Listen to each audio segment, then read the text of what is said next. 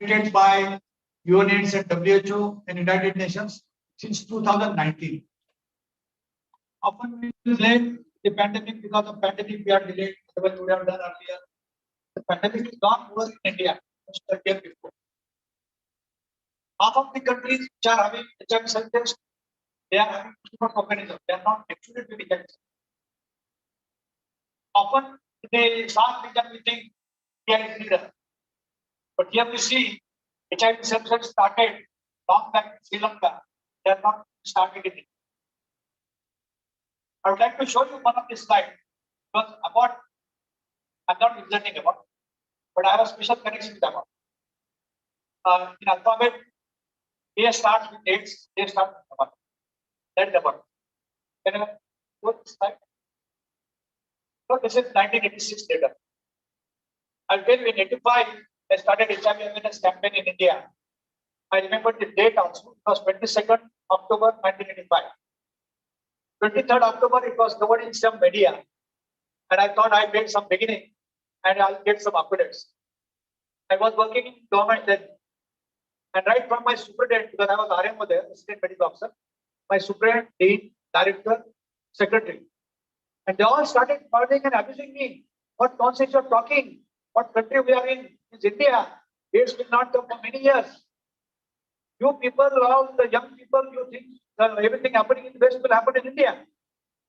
So, 3 calls, I said, sorry, sir, sorry, sir, sorry, sir. 4th, 5th call, I said, I have taken a public stand. If you have got to take a public stand, why you are abusing your privacy? But what has happened as an opposite of that came in newspapers. That was covered in Time magazine. In Time magazine, my code, along with the Government of India's Health Secretary's code, Mr. D.B. Mist was the Health Secretary. And he said that if we talk about HIV, for higher priority health program will suffer. And I said, the head in the sound attitude. And by the time we recognize HIV, it will spread like wildfire. That was read by one of the persons from Abbott. His name was Mr. Paul Dandio.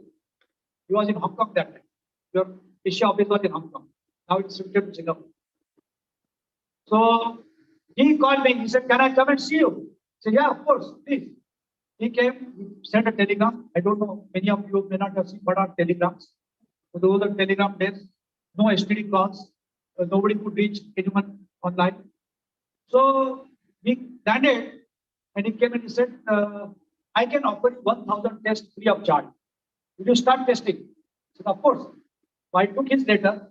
I went to my health minister. I said, without any financial burden, can we run it? And he gave me permission. That was the beginning of India's first HIV clinic.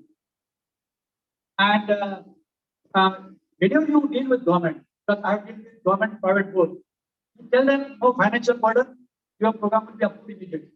So I said, no financial burden, I am available. I will spare my extra time for this project. And I have prepared a battery of social worker, nurse, a ward boy, and another colleague of mine from medical department. So I said, people will do this. And then I wrote to about, I have, because don't go by my age, I'm 65 plus now. At that time, around 26. And people never used to take me seriously because my beard was totally black, I was looking young, and they used to think that what is talking. So I said, I'm not expert in this. I do not understand myself, but I thought it was a problem. So I go to Abbott, I go to CDC, I go to NIH, I go to several people. That time because of postal letters, typing letters, because handwriting may not be read by them. We write British English, they read American English. I wrote to them, and then finally I got the invitation from Abbott Research Panel from North Illinois. I remember the address. And I was so surprised to read the name of Ashok Ayyappa from India.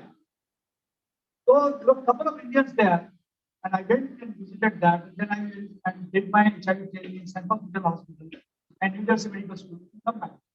And we did the first HIV screening in the country on the campus. We had no equipment. We had no laboratory to do those tests because HIV was not up to that time. And one person from Mumbai, he was called BP Diagnostic, and his name was BP Mukherjee. is to bring the equipment only for running the test. Then 60 or 100 values will be run on multiples of 20. For the cube method, batch size of 20 or 100, you can run 96. Just code control. And I used to run those tests at my residential quarter in the night from 8 o'clock till 1 o'clock or so and get results. And when we got first positives, nobody believed. No, contamination. So then Dr. Kaushik Pawari was the director of National Institute of Biology, Pune. I called her. She said, no, I don't believe. I will come and collect the blood. I said, okay. So when she come, so she did not collect blood herself, but I not supervision collected the blood. He tested. Samples are found positive. Kept quiet. Silently sent the sample to CDC Atlanta. It took more than a year to report that. And by the time HIV test were declared from Chennai, due to the ICM. So the first testing was done with about first test were found positive with that, and some of them were really fine. So this kind of background, I don't know why we are lagging behind in HIV self-test. Self-test is nothing new.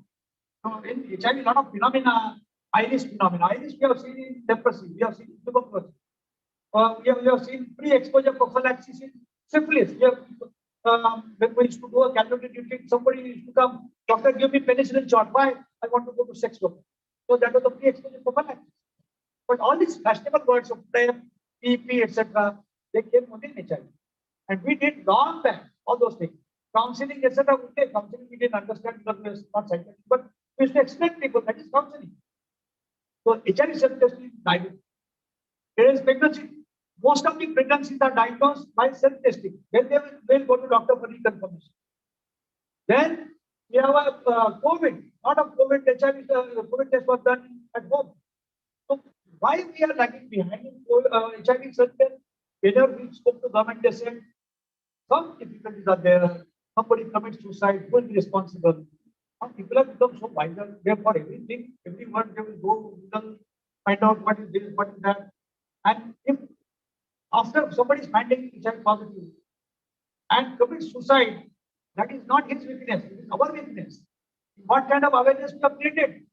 When HIV undetectable is untransmittable. Today I can tell with authority to my patients that if God comes to you with one hand, diabetes, and other hand, HIV, and asks you must take one disease, take HIV, don't take diabetes. Financially easier to manage, operationally easier to manage, in practical life easier to manage, and you live full life without any restriction on appetite, ice cream, opportunity. And with all this kind of thing, if we could not create that kind of confidence in people, that even if you are found HIV positive, nothing to worry. You live a full life. You do not have to infect your partner. You do not have to infect the child. You do not have to compromise your life. I don't know why we are lagging behind. So today we look at 95, 95, 95. Very nicely we blame on COVID and postpone that 90, 90, 90. We could achieve that, and then we postpone that to 95, 95, 95 by 2020. Now, what is our achievement currently? We are close to around 77% of the first 95. That is 77% of the people who are HIV infected, they know this. 84% of them, they are not treatment. And another 85% of them, they are virally suppressed. But when you look at the figure, that only you are short of 15, short of 16, or short of 23. But if you calculate 85% of 84%, 84% of 77% is 55% gain. We need to attain 50%. And time is not so long. 2023, 2 years are remaining. 24, half a year will go in elections in India. And in India, when there are elections, health department, HIV department, TB department, all are election officers. They are not available for you. So I think in that kind of scenario, why we should delay? And what is the delay? Another pathetic thing is, we still see mother to child transmission. When in private setup, 0% transmission. In public setup, 33% of the women are not even connected after their phone call. So I think there is a pathetic scenario. Somebody has to take up responsibility. Somebody has to set them up. If we blame government, we blame ourselves because we are taxpayers, we are funding the government, and it's our duty to ask them what are the results? Again, when we look at the self-test, for whom it is important, because the first tag, only those people who are found positive, they will be put on treatment. Then in that only we will find out who is suppressed. So in the first step, we are tagging behind. And that is the vulnerable population tagging behind. We talk in our country only 0.2% is positivity rate. Just very slow, very small as compared to Africa, where just 15%, 20%, 33% in some countries. But you look at which are the populations which are well most affected. The proportion is 15 to 16 times more in MSM community, transgender community, 45 times more in the injection drug users. And these are the communities who do not come forward to get tested. Even will not harm if you just provide them a HIV self-test, let them test. If they are positive, they will be connected. You should have that mechanism. And I think today we all discuss, it's not only from India, we are from South countries, we are from Sri Lanka, we have Bangladesh people, we have Nepal, we have Singapore. So you may not want to be from here, you are from abroad. So we are people from several countries, and we would like to make some kind of consensus. Let us come out with a white paper. It may be just one paper. Tomorrow again we'll emphasize in the conference. Again, the closing ceremony will emphasize, and we'll see to it that it will be implemented in 2023. It should not be postponed to 2023. We should make a target. And fortunately, some of us from the Trade Society of India, we are on NACO committees, and we are on different committees. So they also want to talk about public-private partnership. That also a subcommittee of NACO. We are also on that committee. So I think from everywhere we will make a noise. And what we are making a noise is not for us. When we want to sell this, no one will stop us. But basically from the community, which are more vulnerable, which are in already trouble, which are discriminated, every day there is a debate about should MSF people should donate blood. Yesterday there was a subject. I think they want to bring a bill that they cannot donate blood. That blood should not be used. I think when you are doing that, you are adopting your own system. There is a system in place for HIV, hepatitis B, hepatitis C, they are testing in blood banks. I had to go to a high court in Mumbai in 1988 for getting HIV test done in Maharashtra. But High Court of Mumbai has only parameter of Maharashtra. And it took 9 years from there, in 1999 to 1998, to come that matter in Supreme Court. And Supreme Court had to mandate for HIV testing in all blood banks. So we in system, and then we say that we don't want A person blood or B person blood. So I think in this kind of hostile atmosphere, it's very important to pitch for HIV self-test, connect them to anonymous kind of sites where they don't have to give us their name. And it works very well. I started my private setup HIV clinic in 1994. From the first day, my case sheet has a F and H, male, female, and hijra. And people say, what is H? Then at that time we had a system. Person can come anonymously, person can come with assumed name, but not a public figure name. No one can say that I am Rahul Gandhi or I am so and so. So in that sense, they have anonymity. They can come with some kind of code number, and that works for whole life. Only when somebody dies or somebody has to get some kind of medical legal certificate, then we decodify. Otherwise, it works. So I think in that kind of scenario, you must pitch for. These are my closing remarks. I know that I have gone a little bit overboard, but it is to develop kind of discussion and thoughts. I need to provoke you because we already provided you a cup of tea, so you cannot afford to sleep, and you cannot sleep in the class, and you cannot sleep on the HIV self-test. You need to act. Thank you. Now I introduce ASI Vice President Dr. Glory Alexander. Glory has been with ASI for almost more than 20 years, ever since ASI started.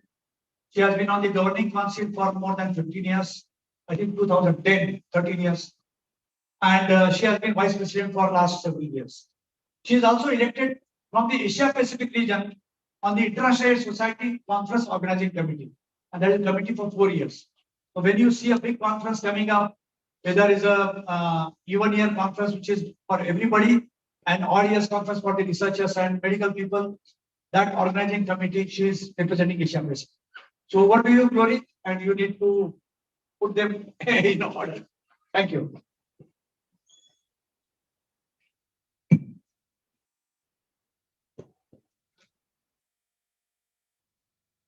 Glory, just want to say one thing, but you are not taking. This program is live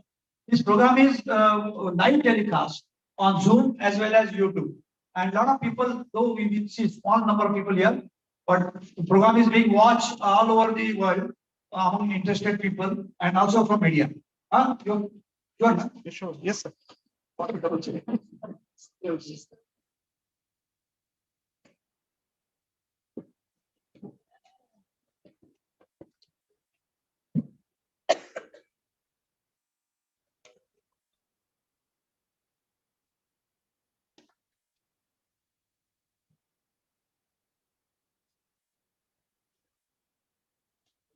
Good evening. Can you hear me? Yes, ma'am. Good evening to all of you. It's a pleasure to be here this evening and be part of this program on HIV self-testing, a new innovative approach in management of, in diagnosing HIV, people living with HIV. Before I start, I'd just like to say a few words about my organization, ASHA Foundation, which has been working in the field of HIV for the last 25 years and providing a range of services starting from awareness, prevention, care, treatment, right up to empowerment, advocacy, capacity building, and research. Now, today I am here giving a little talk on HIV self-testing, but there are many in this room who have already implemented HIV self-testing in their countries, and they have much more knowledge than what I have. And I would be happy for interaction with regard to that. Now, HIV self-testing, as you all know, is a process in which a person collects his or her own specimen, which could be either saliva, oral fluid, or blood, and then performs a HIV test and interprets the result, often in a private setting, either alone or with someone he or she trusts. The concept is not new, and self-testing has already been used in conditions such as pregnancy, diabetes, and COVID. The advantage of HIV self-testing is that it increases patient autonomy, decentralizes services, decreases the burden on the healthcare system, and creates demand for HIV testing among those unreached by existing services. Now, one thing to remember about HIV self-testing is that it does not provide a definitive diagnosis. It is only a screening test. And it can test for both HIV-1 and HIV-2, depending on which test you're using. Any positive HIV result must be confirmed by a health worker in accordance with the national testing algorithms. Now, why is self-testing in HIV so important? Dr. Gilada has already mentioned it, and I'm going to again emphasize on it. Today, only an estimated 80% of people living with HIV know that they are HIV positive. There are remaining 20% who don't know that they are HIV positive. And there are many reasons for this. Now, if we look at the Asia Pacific region, there are only 76% of people who know that they are living with HIV. The remaining 24% don't know. Out of that 76%, 86% are on ART, and 91% of that 86% are virally suppressed. And we must remember that the Asia Pacific region is the second largest HIV population after sub-Saharan Africa. Now, if we are to achieve the 95 targets of United Nations program on HIV/AIDS by 2025, then we have to reduce this gap. And if you want to end the AIDS epidemic as a public health threat by 2030 in line with the Sustainable Development Goals, then again we have to reduce this gap. Unless this big gap is not reduced, we will not be able to end the HIV/AIDS pandemic. And therefore, innovative approaches to diagnosis such as self-testing can help to reach undiagnosed people who are living with HIV. So self-testing is important because it has the potential to turn the course of the HIV/AIDS pandemic and by increasing the number of people who know that they are positive or not. But even when doing self-testing, 5 C's are very important. You must remember that the patient should do it the person should do it out of their own volition, consent, there should be confidentiality, there should be counseling, the result should be correct, and they should be connected to linkage and care depending on what the report shows. So people who are positive should be linked to antiretroviral therapy, and people who are negative can be linked to prevention services, or they can undergo other things such as PMMC or pre-exposure prophylaxis, etc. Now, globally, 98 countries have policies supportive of HIV self-testing, and 52 are routinely implementing it. Yet, many countries have not yet introduced HIV-ST as a routine approach, and India is one of them. But in the Asia-Pacific region, we already have 4 countries which are implementing HIV self-testing: Cambodia, Sri Lanka, Thailand, and Vietnam. So we are way behind them in this, and we need to really pull up our boots. So we need to close this gap. I'm just emphasizing how important it is for us to close this gap. Now, globally, the 21% of people living with HIV who are not diagnosed, the biggest gaps they have found are in key populations. So key populations are gay people and men who have sex with men, transgenders, female sex workers, and people who inject drugs, and people in closed settings such as prisons, etc. Men in high HIV burden settings, like if you look at Africa, where at least women have an avenue for testing because they go to the antenatal clinic, but men don't have such a setup and they are not going to test otherwise. So they are also another reason for that gap. Young people in the age group of 15 to 24 years from key populations and in high HIV burden settings also do not test. Family planning service attendees in high HIV burden settings also do not test for HIV. Partners, zero discordant couples or partners of people who are living with HIV, they are also contributing to this gap. Patients with sexually transmitted infections and lost to follow persons living with HIV. They need to be retested and re-engaged in care. So all this contributes to that 21% gap that we are all talking about.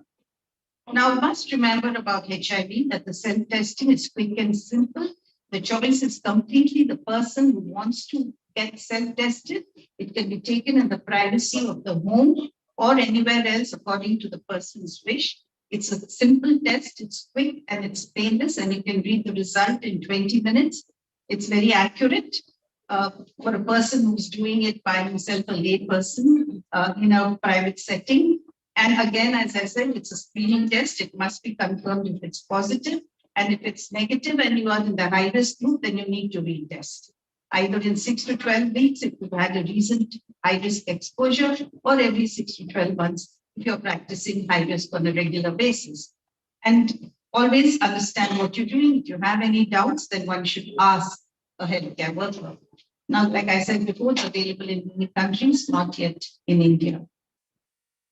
The advantage of self-testing is it reduces stigma, because people in key populations or people who feel that they're being stigmatized will not go to a setting where they feel they're being discriminated against. This is something that you can do in your house. So this is reaching out to people who are left behind. And also, if you do it in large numbers, then we are relieving the burden on the healthcare centers. This should be done without coercion, very important. Another thing to remember is that if you are on ART, there is no need for you to self-test. And sometimes, if the antibodies are low, you may get a false negative. So it's better not to test if you're on ART. Anyway, you've been diagnosed HIV positive and you're on treatment. Counseling is very important, pre, post. It can be done by phone, it can be done visually, or you can use other aids. Please remember that this test is only for HIV and not for sexually transmitted infections, for which you should have separate testing. And of course, it reaches the hard to reach. Other facts with regard to HIV self-testing, it's not as if globally WHO even it's got up and said, let's do self-testing. A lot of studies have been performed, and it was only after these studies were done that people realized that HIV self-testing is the place to go. Evidence from various studies has shown that it's feasible, acceptable, effective, but also highlighted that it is safe and easy to administer with minimal support. And in few studies which were done in India also observed that it's highly acceptable among the key populations. Recently, PARC, which just finished the STAR Initiative 3, which was Unit funded, and I think the speaker will also speak about their experience and how well it was accepted by the key populations. Furthermore, there is evidence that self-testing is very rarely being misused or cause social harms that could be associated with its use. So there were 5 randomized controlled trials. There were 25 studies on HIV rapid diagnostic tests, 125 studies on acceptability and feasibility, and 4 studies on cost and cost effectiveness. Only after all these studies were completed did WHO decide to go ahead with HIV self-testing and make the policy for it. One important thing, because this has always been a concern in India also, the person self-tests and finds out that he's HIV positive, so again, if he commits suicide, then what happens? But studies show that HIV self-testing is empowering. And social harm due to HIV self-testing was not identified in the randomized controlled trials. And the reports from the studies were limited and did not suggest that HIV self-testing increased the risk of harm. In Malawi, that is, I think, phase 2 of the STAR project, 2 years of implementing HIV-ST found no suicides, no self-harm, and no cases of intimate partner violence. Reports of coercion were identified. It was mostly among men who also reported later that they would also recommend HIV-ST. There were a few cases of intimate partner violence, but these were men who were already indulging in violence even before the HIV-ST intervention came into the picture. There were some studies done about the standardization, the specificity, the quality of these test kits, and HIV-ST kits when used among lay users. This was among low and middle income countries. Currently identified about 95.1% of HIV positive samples. It also correctly identified, so that is sensitivity. It was 95.1% sensitive. I mean, that's low compared to what we get with our RDDs when we do it in the healthcare setting. But I guess with time, the standardization and the improvement, it will improve. Self-test kits currently identified 99.6% of HIV negative samples, so specificity. 89.6% of participants were able to correctly complete all the steps with the instructions given. And more than 97% of participants who participated in self-testing study settings felt that it was easy to use. So, key evidence now shows that it's safe and accurate, highly acceptable, increased access, increased uptake and frequency among those at high risk and who may not test otherwise. It's empowering, can be affordable, and definitely should be cost effective. So HIV self-testing should be offered as an approach to HIV testing services. So these are the 2 types of testing that is available. One is using saliva or the oral quick or the oral testing, looking for antibodies in the saliva. And the other is from a finger prick using a lancet. So this again was a comparison of the 2 done again in the Asia Pacific region, and it was just a discussion. Most people felt that the blood-based HIV self-test was more accurate than the oral-based. And you will see that it is when some studies are done. Now remember that the oral-based HIV self-test identifies only antibodies to HIV-1, whereas the blood-based identifies antibodies both to HIV-1 and HIV-2. The sensitivity is 80 to 100% in oral-based and 96.2 to 100% in blood-based. Specificity is 95.1 to 100, 99.5 to 100%. Usability, definitely oral-based self-testing is more useful. It was easy to get the specimen for testing, except that during testing, there could be some errors. Whereas in the blood-based self-testing, the errors was more in the fingerprint. using the fingerprint during collection, but the testing was fairly simple. These were some studies done from WHO, which showed that when they did it, their accuracy and sensitivity were pretty good. So how do you promote HIV self-testing? How do you encourage a person to self-test? So you can do an in-person demonstration, which can be one-on-one with partners or in groups. You can use a demonstration video. You can use a telephone hotline, short message service through telephone, internet, social media, educational information via social media, and all other media that we have at our disposal. And then local information resources, for example, at the counseling sites, at the ART centers, testing sites, treatment centers, etc. We can give information about HIV self-test. So the strategy, you must remember, once the test is done, if the test is reactive, it's only a screening test. The person has to undergo 3 other tests or 2 other tests and confirm that he's HIV positive and then be linked to care.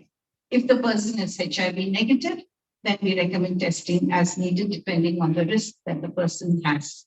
And he's either linked to prevention services or recurrently tests himself.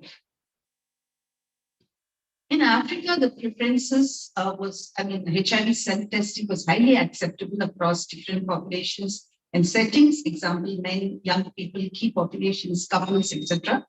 Many users preferred oral HIV self-testing, but it varies from region to region. So, and how do you give the service delivery? How do you provide these HIV self-test kits? There are different preferences across different regions. Now, these kits could be community-based, where you go door to door. It could be partner-delivered, where a spouse or a partner could give it to the other partner. It could be facility-based, pharmacy-based, workplace programs, integrated into other health services, internet-based prep programs, or vending machines and kiosks. So it can also be given, ordered online and received via mail, or it can be given in faith-based settings such as churches and mosques. So these are the populations where there are big gaps, and the approaches could be the various options that are put on the slide. And we have to consider the benefits and risks to populations, the support tools that they require. How are you going to link them up? How do you increase the access, and how do you increase the coverage? So this again is from World Health Organization. The key populations prefer community-based pharmacies and kiosks, internet and apps, vending machines, and integrated in key population programs.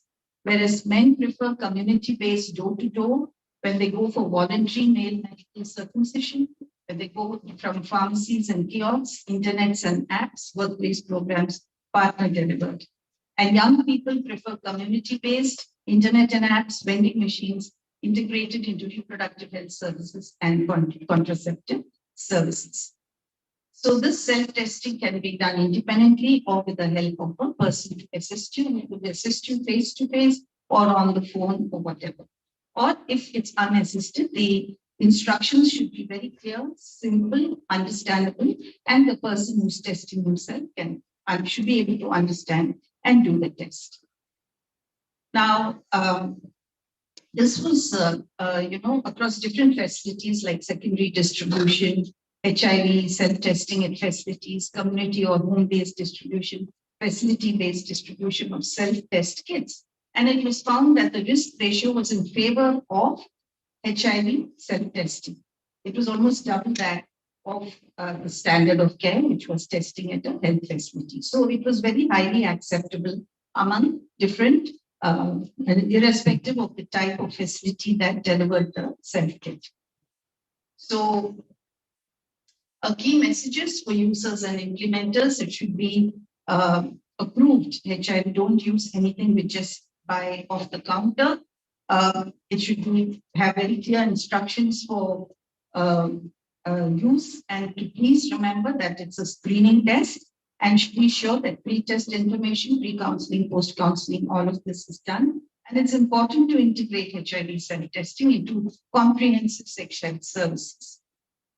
So these are some of the rapid diagnostic tests that are available for self-testing. 3 of them are blood, 2 are oral, Some of them are undergoing clinical evaluation. WHO is very strict with quality assurance and standard of these drugs, and they have to go through a very long, drawn-out process before they can be approved. The PARC program used these 3 tests in India: INSTI HIV self-test, which was blood, Mylan HIV self-test, which was also blood, and OROPIC, which was oral, and SureCheck, which was blood. Currently, there are 7 HIV self-test manufacturers in India who have received the DCGI license. Abbott HIV self-test kit is one of them, and submitted for pre-qualification approval with WHO. So this is just to show how the test looks. It's just like a rapid diagnostic test result. It's a card test. And the important thing to remember is that even if the line under the test, looking at the 3rd slide, is very faint, it is positive. This is for self-testing people to know that we have to give this information to them if we are in touch with them and we want them to self-test, and we are encouraging them to self-test. And of course, if the control doesn't show and the test shows a line, something is wrong with the test and it has to be repeated using another kit. So these key points are kept repeating it over and over again, so I will not go to that. But just bear in mind that cost of the test is very important, especially when we're using it among key populations, among men. It's important, and among young people, it should be affordable. It should not be priced way above what people can afford. And it's very important to keep illiteracy in mind when we're doing this for self-testing. It should be available in various languages and easily understandable. Should never forget that once you've self-tested and positive, you should be linked to counseling and care, and that you can use a variety of channels to reach and educate people, and community involvement is the key. This is one of those cases where community involvement is the key to close that gap. So what is the strategic framework? First of all, after doing the pilot project, seeing the results, a policy has to be made for the country. India still has to make a policy on HIV self-testing. They have to decide on so many things with regard to service delivery, which type of approach they are going to use, which type of kits they are going to use, how are they going to publicize it, how are they going to use the media, what are the public-private partnerships, what are the other multi-sectorial partnerships that they require. All of these have to come into the picture when you're looking at a strategic framework. And once you have started to scale up the self-testing is starting to be done and it's working, then it needs to be scaled up, and finally it needs to be sustainable and become a part integrated into all the other programs, HIV programs and other programs that we have in the country. How do we measure the impact of HIV self-testing? First, for preparation, we have to see the acceptability, the usability, the safety, the testing experience, and the willingness to pay. With all that, we have to go prepared. And then you have to remember the direct action that if they're positive, you link them to treatment. They should be able to disclose to partner. You encourage that. They should be linked to prevention if they are HIV negative.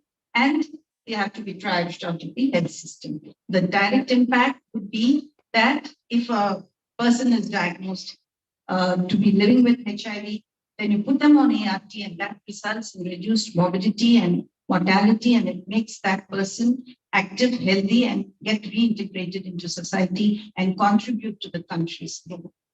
And if he's undetectable, then he does not transmit, and therefore you reduce a large number of new infections. There is social benefit to it. Occasionally, there may be social harm. It's cost and time savings because it's done at home and you're not overburdening the healthcare system. So the healthcare system can become more efficient, can expand its coverage, and there is equal distribution of healthcare, equitable distribution of healthcare. So finally, I'd like to end by thanking all the people and the communities who are making a difference in the area of self-testing. Thank you. So the plan is to request all the speakers to speak one by one. And after that, there will be time to ask questions of all the speakers and also a panel discussion. So our next speaker is Any questions on Lori's presentation? Have any questions?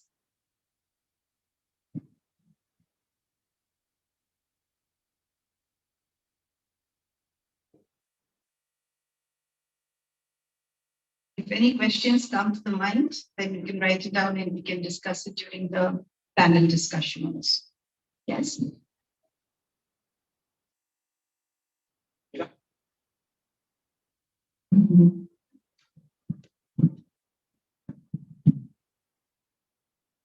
Hi everyone, this is me Kalpana from Nepal. I am a health journalist.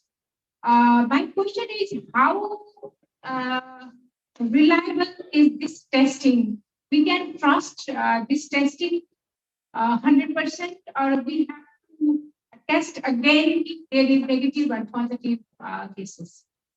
Thank you.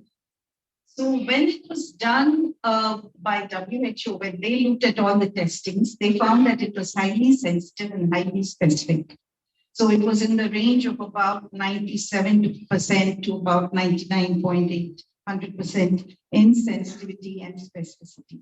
But when we look at the low and middle income countries where I just put up that slide, both the sensitivity, especially the sensitivity, seems to be slightly slow. But I think, not acceptable. 95% means that only 95% of cases you will get a true positive. You could miss that in 5% of cases. But I think that will improve with time.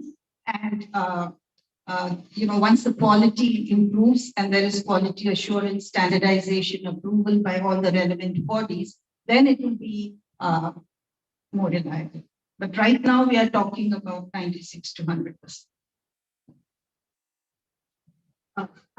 Thank you so much for this very informative session. I am a member from Clinical Health Research Initiative Child. I have a small question. So do you have a comparative in terms of pricing in the countries where it either got implemented or piloted? Just repeat the question. So I wanted to understand the pricing for procuring this self-test kits in the countries where it either got implemented or piloted. I just read that the ideal test pricing would be around $2, which would be like 120, 150, less than 200 rupees would be something that is affordable and acceptable. But if you look at some of the test kits that are available in France and Italy and different places, it's as high as $30 also. So that's very important when you're implementing it in the country, that you should have a pricing that is affordable and acceptable. It should be cost effective. We've been doing it for everything else. Why not for HIV self-testing?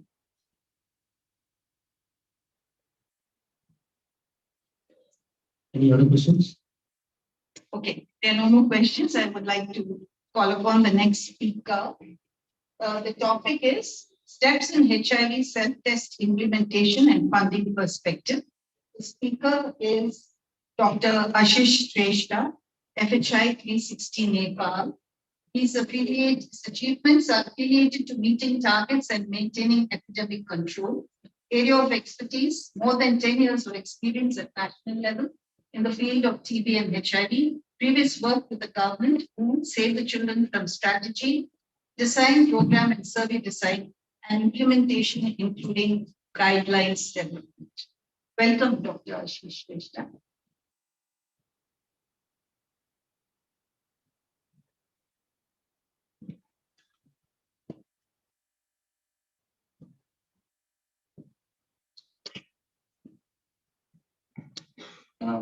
Thank you, organizers,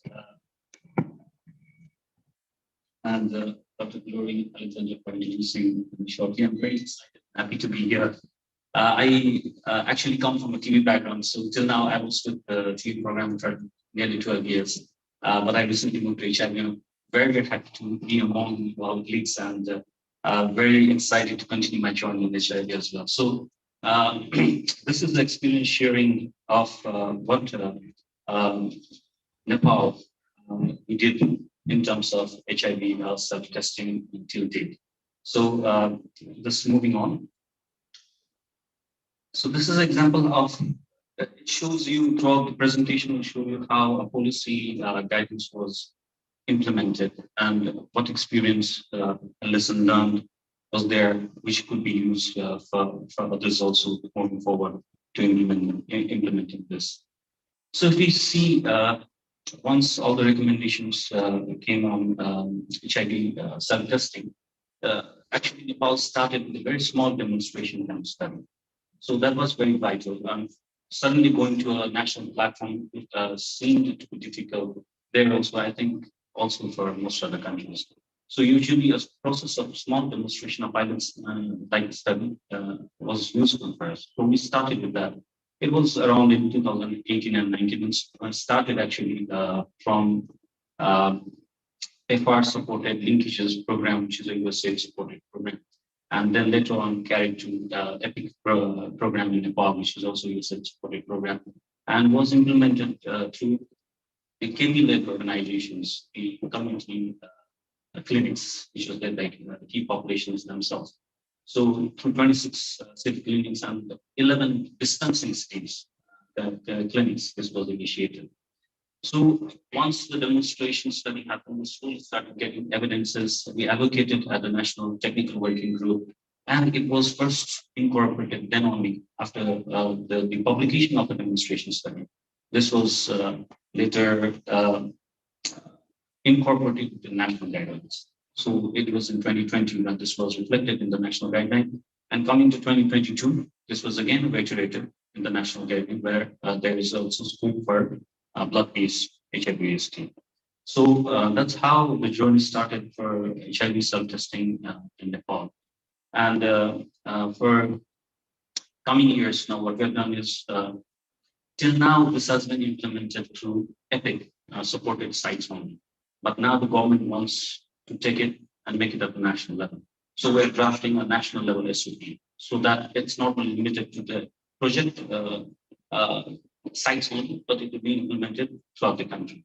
But yes, of course, there are issues of funding, the training, the funding, and all those issues are there. But in anyway, the steps have been taken. Okay. So as I mentioned earlier, till now, what is happening is the HIV self-testing is being given at the service sites, and still it's mostly service provider oriented. So there is a need of now cascading from the service provider oriented to client oriented. That is also there. Service provider oriented means a client is explained about the services. A client is supervised on the process. A client is reached by the provider in the community. So even though it's being given to the community or it's being done in the facility, but still mostly service provider initiative. So till now, as Dr. Glory already mentioned, we have online reach where clients can come and ask for the services, mostly come to the city clinics still, but if they request, they can be taken at the community also. They can be offered in a community-led testing programs and through incorporating in other regular programs. It can be offered by community-led providers during the community reach programs also. And especially it's being done currently in index testing currently. And one thing that we want to transition, which is important, is frequent follow-up. Currently, what we are doing is when we offer someone HIV kits, we usually follow them up in 1 week. So there's a very rigorous follow-up process. So what we now understood from a feedback from clients is they don't want to be bothered much. And rigorous follow-up seems to limit the use. So upcoming in SOP, what we are trying to introduce is lessen the burden to follow. Just provide them the kit. Because our intention is to reach the unreached. We don't want to hope much. So that's the vision the country and the SOP is moving. So I think which will be very beneficial in days to come. We'll have to see and learn. But I think that's also aligned to the global guidance also. Not to follow them up too much. So that's one key change. Just to show the progress of what we've done. Some key facts come out of this slides. So if we see the distribution, let's forget the number, 10,000 odd distributed, but the consumption rate is very high. So because not much training is done, it was specially given And with minimal training also, the consumption is almost 99%. The wastage is very less. So it's replicable. That's very important. The consumption is high. And the reactivity rate is around 3.4%, which is good enough. And if you see among those reactive, if we see laboratory confirmation, Dr. Glory already mentioned 95% oil sensitive, but we are finding around 93% odd positive agreement. We didn't see for negative agreements, so we can't come to a proper sensitivity here. But anyway, the positive agreement is around 93%.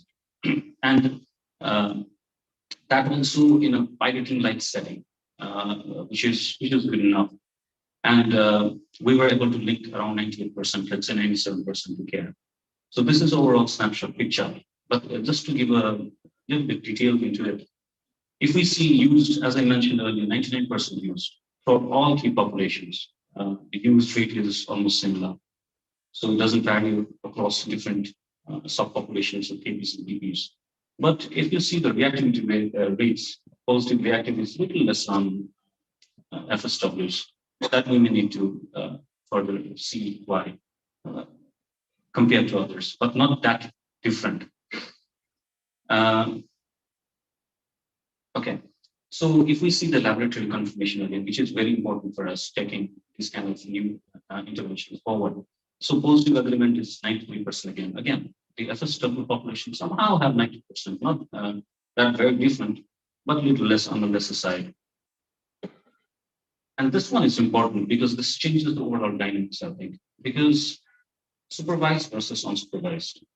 Now, the sole intention is these kits are very easily used, can be used privately. So many people want to use it. That is our concept. That's why you want to give it as much as possible.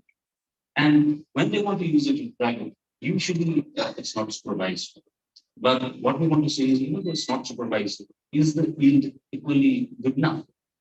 And we see that in previous years, actually, this among the unsupervised, the reactive rates were around 2%, but this time 1%, not that bad. But anyway, what you can see is even unsupervised, completely unsupervised, still the yield is there. So people do tend to read the leaflets and all these instructions given in the kit. And if we can do that in a local language even more, this can even be useful.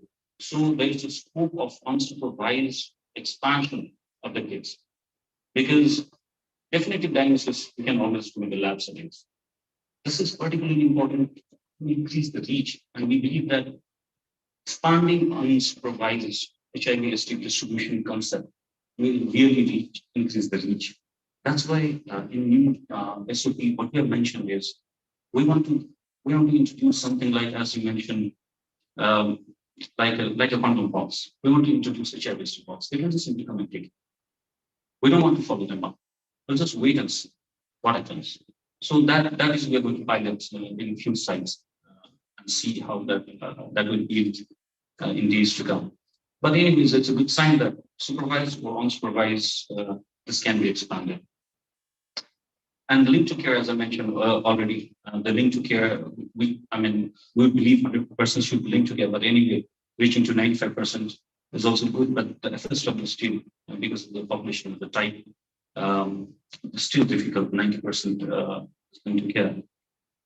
So again, just to summarize what we shortly discussed, or what I shortly wanted to present to you, is the HIV/ST expansion is replicable, expandable to other parts of the world. The utilization is good because in Nepal also there are different terrains, the weather is different, the heat, the cold, everything is there. So in any terrain, any difficult situation, utilization is high, so it's good. Reactivity rates are there, so that is also good. And the positive agreement is also high, which is very important for us moving forward. So that is good. Supervised, unsupervised, that is also good because unsupervised is also really not less significant in this thing than supervised. So we can expand this also, which is actually the key focus of Nepal program, to reach the unreached, make it more accessible. So next steps for us, what we are trying to do is we want to make it the provision available throughout the country, not only project-based, but now through FHI, it go throughout the country. We also want to now introduce, which we have already written in the guidance, the blood-based HIV testing, because Dr. Glory also explained already what are the pros and cons of this blood-based testing. But in our part of the world, because waiting for 30 minutes, I mean, for oral testing, you have to cleanse them out, wait for some time, 20, 30 minutes, then do the testing. Blood-based will negate that. So that will, I think, give a lot of positive yield in terms of use of HIV. So I think that is one important. But yes, there's definitely one catch to it, because the waste that is coming out will be infectious, because oral is still it's labeled non-infectious waste. But of course, with the system, I mean, introduction of new things, we have to take those things into consideration as well. The resource and the budget is an interesting issue, because we discussed $2. Oral is $2.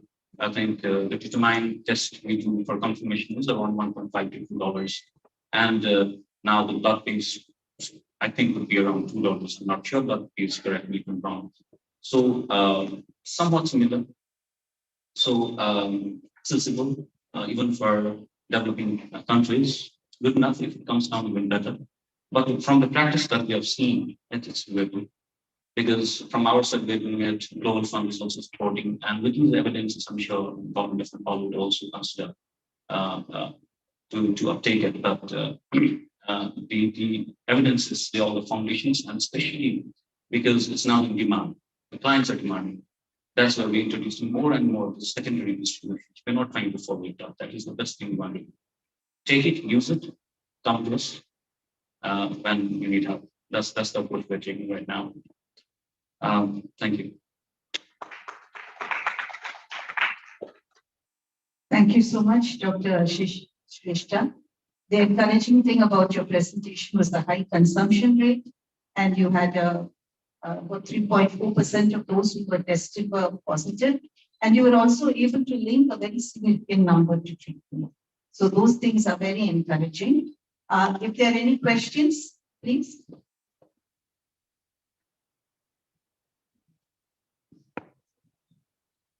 Hi, I'm Gulfam, and I'm with the. Sorry, yeah. So I'm Gulfam, and I'm with the India HIV/AIDS Alliance. I been managing intervention, which is the community-based HIV screening for additional transgender population, with other research studies that we focus on.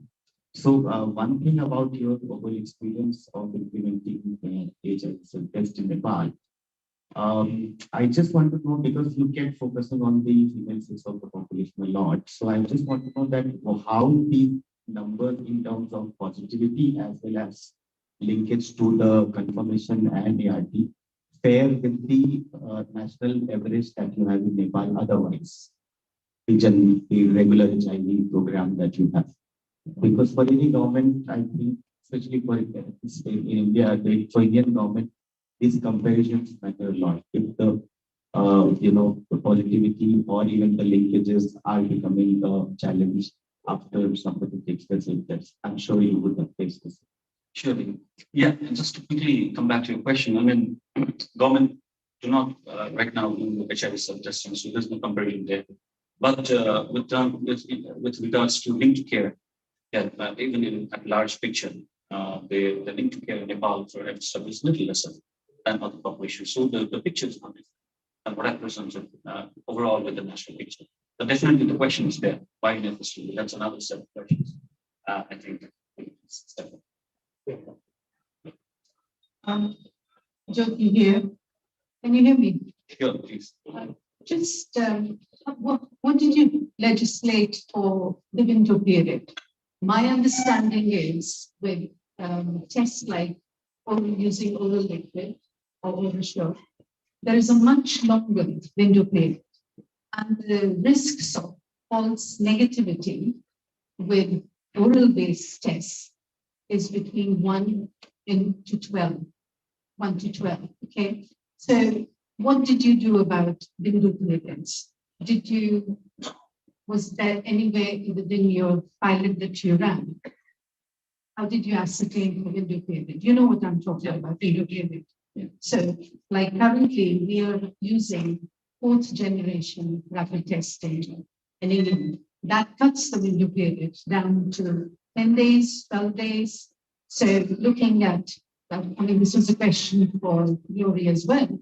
Are we still talking about a 3-month window period? Okay.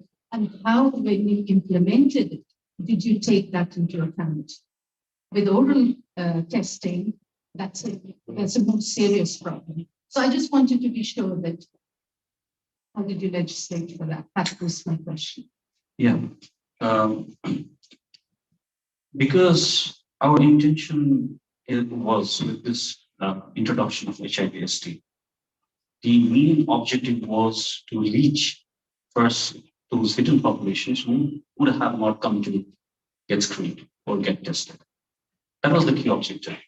So with this, when someone had a positive, reactive, let's say reactive, they would then be screened, let's say, with 3 tests. When only after that we would level someone positive or HIV negative, right?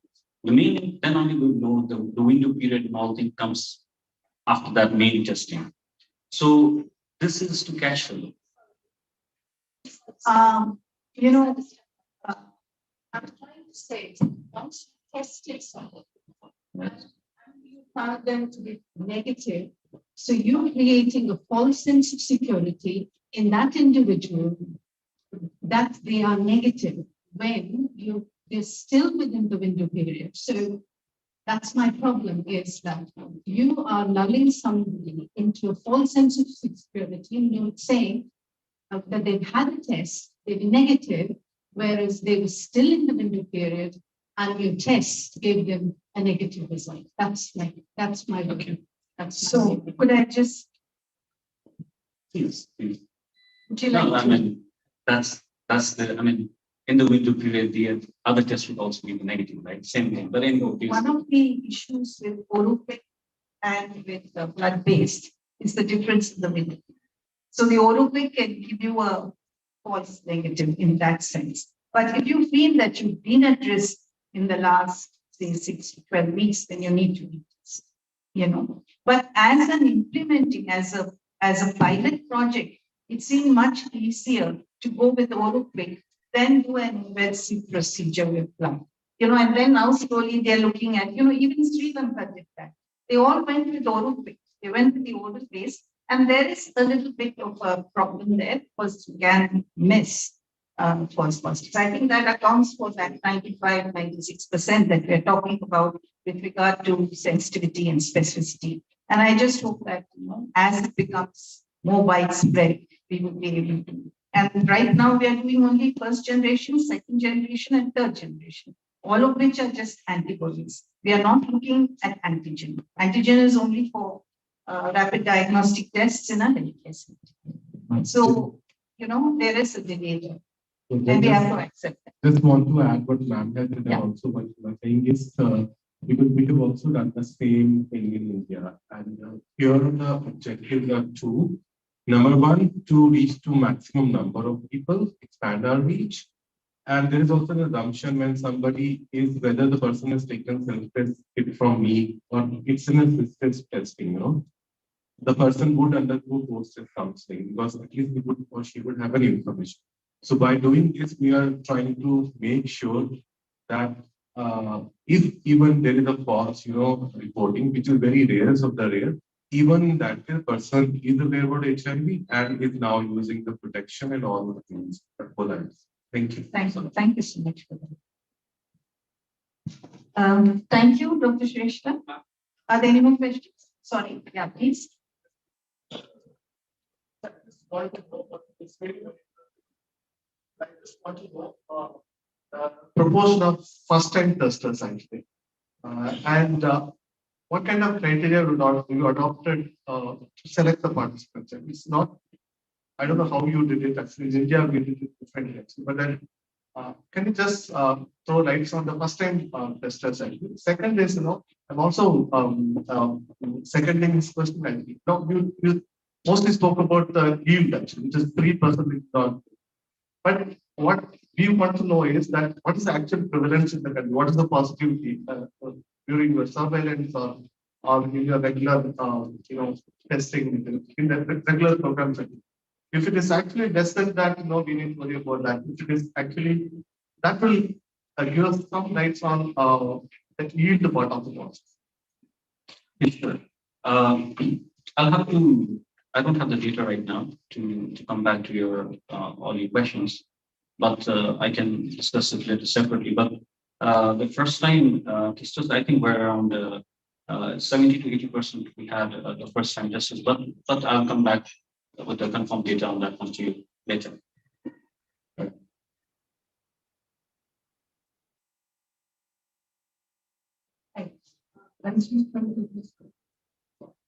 Hi, Rishi from Changing Health Access Initiative. I have two questions for you. So you mentioned that you're planning to reduce the follow-up burden, right? After the death. So just wanted to understand if there are any alternative strategies that you are considering just to ensure that the person is linked to confirmation testing and then treatment. Yes, because now this is the initiative we think would really need something, like especially the Indian population. Because right now what we are doing is we are giving them with kits and we are telling them we'll follow you up in 1 week. And if they don't show up with the result, we do follow up them in 1 week. And we're taking all the information of the clients. So what we thought was, because we want to reach the people who don't want to elicit themselves through the partners. They want to get tested. So if we try to follow up too much, maybe that will not that inhibit the usage. That's why it's not for the country, but we want to start doing it to 1 or 2 sites and learn from the experience. So maybe in 6 months' time, we will be able to see something on this one, how this totally unfazed follow-up would lead to. Definitely 1,000 questions come because maybe they were not properly supervised, maybe they weren't properly taken care. But yes, this is the experience we want to see. And definitely 6 months' time, we'll have some new evidence to discuss on this. Okay. So just one more question. So you mentioned that the SOP is currently being drafted. Just wanted to understand a timeline for that, just because I think it will be pretty helpful for other countries to look on. Sure. Because you see, 2019 we started, and now we are drafting SOPs 4 years. But it depends upon how your advocacy with the government is. Because currently in our country, it's very receptive. And also, what's the how strong the voice of community is. And in our country, currently the voice of the HIV community is strong enough. So it's easier to get us these things onboarded at the national level. So 2 things. So national advocacy, the technical working group, and the community. So yeah. So if you go for completely go for it, I think 1 year. Just one more question. You've been doing this pilot project literally because it's like 26 clinics and 11 something else over the last 4 years. How did you handle it during the pandemic? Because it just so happens that those 4 years are the COVID pandemic years. So did you have any issues and what were the difficulties that you faced about it? Maybe I'm not the right person to answer this because I joined this organization after pandemic. So pre-pandemic information, I do not. But okay, that experience maybe, Dr. Rajit. Yeah. Okay.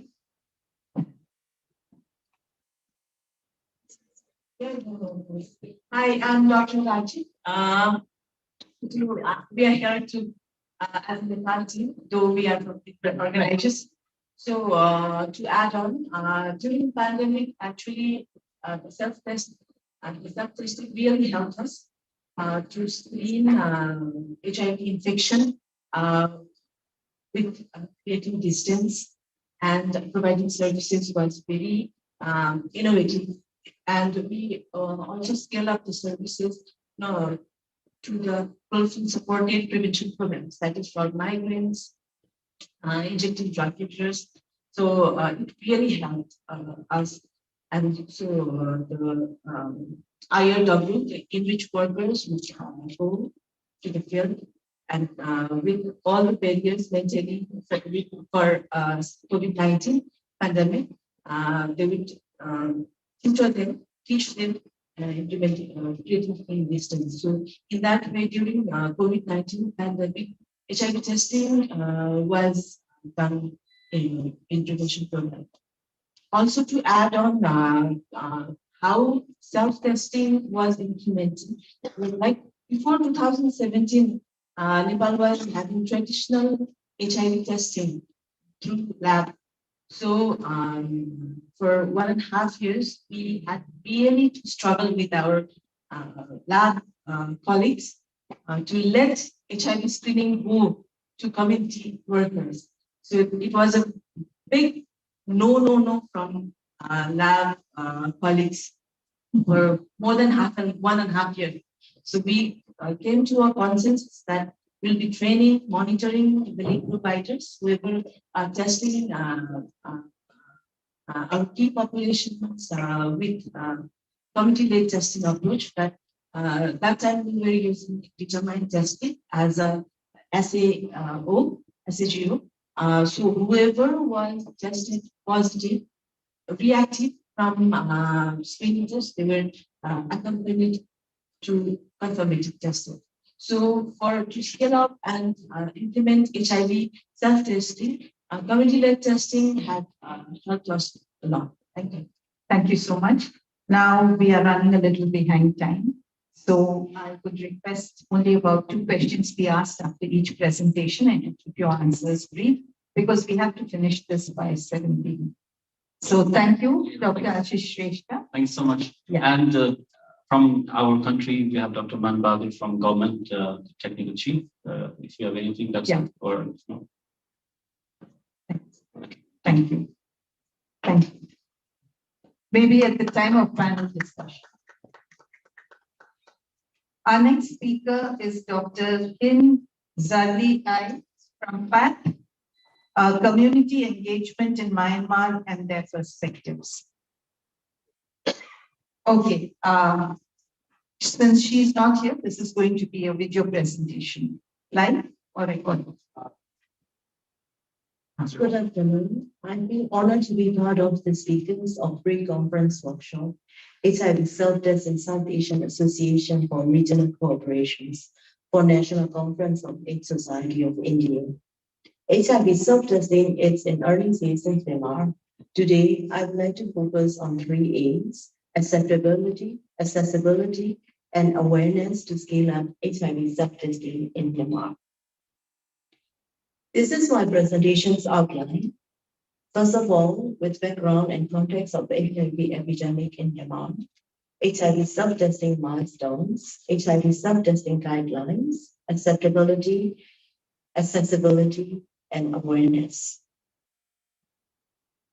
This is the map of Myanmar. As you may all aware, Myanmar has a concentrated HIV epidemic with a higher prevalence among key population groups, including people who inject drugs, 19% prevalence, 28% tested and aware status.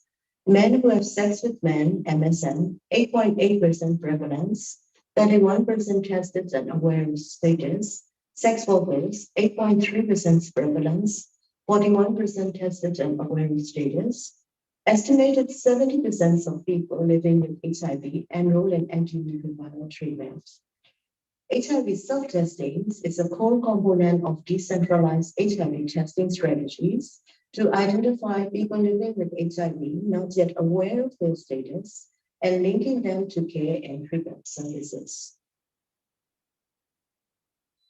This figure shows the HIV self-testing milestones in Myanmar.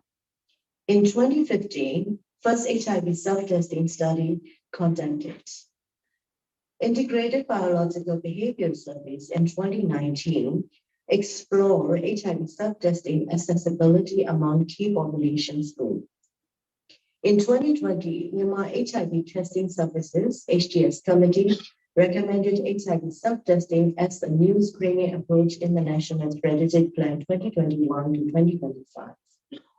Followed by that, HIV self-testing kits are validated. In 2021, leaderships of national AIDS programs demonstrated HIV self-testing projects among MSM and transgender women in Yangon and in Mandalay. Along with that, HIV self-testing standard operation procedures and monitoring and evaluation framework are drafted as a coordinated effort by stakeholders. USAID Agency Information and Services Activity develops implementation materials, service guides, tutorial videos, trainings, job aids, and procure 6,000 HIV self-test kits for minors. National endorsements of HIV self-testing scale-up implementation is still under discussions. When we look at the HIV self-testing guidelines, Myanmar HTS committee requires all HIV self-tests procured for use in Myanmar to be WHO pre-qualified. Only blood-based HIV self-test tests, Mylan, SureCheck, and INSTIs are registered in Myanmar following validations by National Health Laboratory. Quick or HIV self-test kits was not included due to performance characteristics not meeting the national HIV testing algorithm's minimum recommended sensitivity and specificity. This is the figure of HIV self-testing testing algorithm. Self-testers with the received results with reactive results will be referred for complementary diagnosis confirmed using the national validated HIV algorithm. Self-testers with non-reactive results who has a risk of HIV, we will look at it, readers if they experience HIV exposure in the past 6 weeks. Not at risk for HIV, consider HIV negative with no need for further testing. For those starting pre-exposure prophylaxis, use of HIV self-testing for routine HTS per updated 2021 WHO recommendations is at the discretion of national program. Now, we will look at the acceptability of the key population, especially, which is to understanding the user preferences for HIV self-testing. Randomized trial during HIV self-testing pilot study with MSN and TGW revealed that 90% of participants indicated that they would test regularly for HIV if they could access HIV self-testing. The 2019 Integrated Biological and Behavior Survey in Myanmar investigated HIV self-testing acceptability among MSN and unisex workers. Survey results revealed that 25% of MSN and 36% of unisex workers would use HIV self-testing if available as an HIV testing method in Myanmar.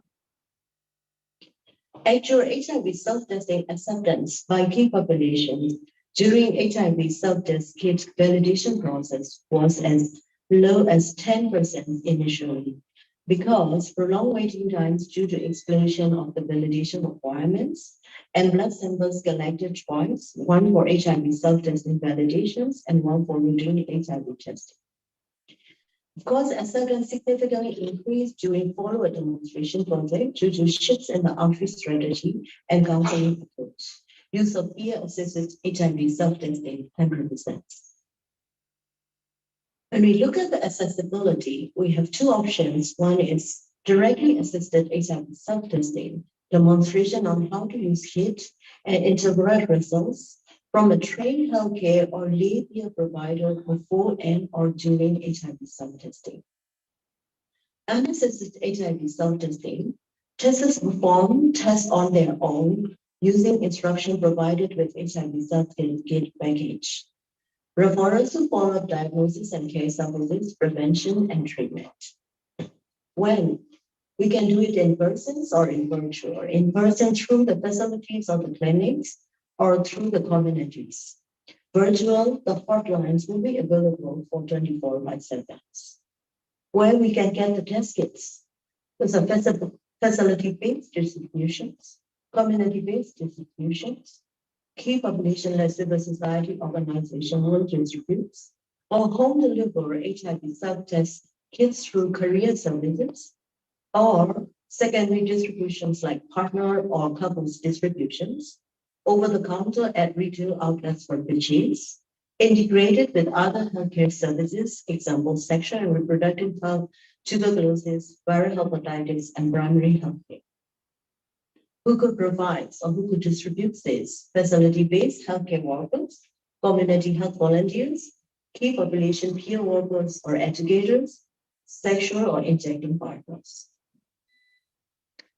Awareness is very much important for HIV self-testing because it's a new technologies in the country. So passed through the PASPOR USAID funded agency information and services activity is developing a communication framework for HIV self-testings with communications and demand generation strategies and messaging stratified by key populations group, MSM, female sex worker, transgender women, and PWIT, and tailored to each group's communication preference. Objectives of this work is to increase awareness of understanding of HIV self-testing, addressing HIV self-testing myths, informing interested clients of HIV self-testing access points.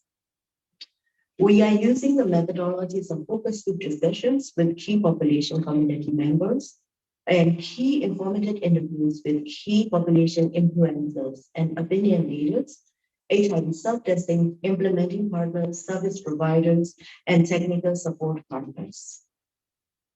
This figure illustrates that how demand generation will move through the different channels. Of course, Facebook Messenger chatbots, that Facebook Messenger is used by a lot of the communities here in Myanmar, through the peer educator social networks, through the existing implementing partner social media pages, or advertisement and private pharmacy outlets. I hope this presentation gives you an HIV self-testing overview in Myanmar. Thank you.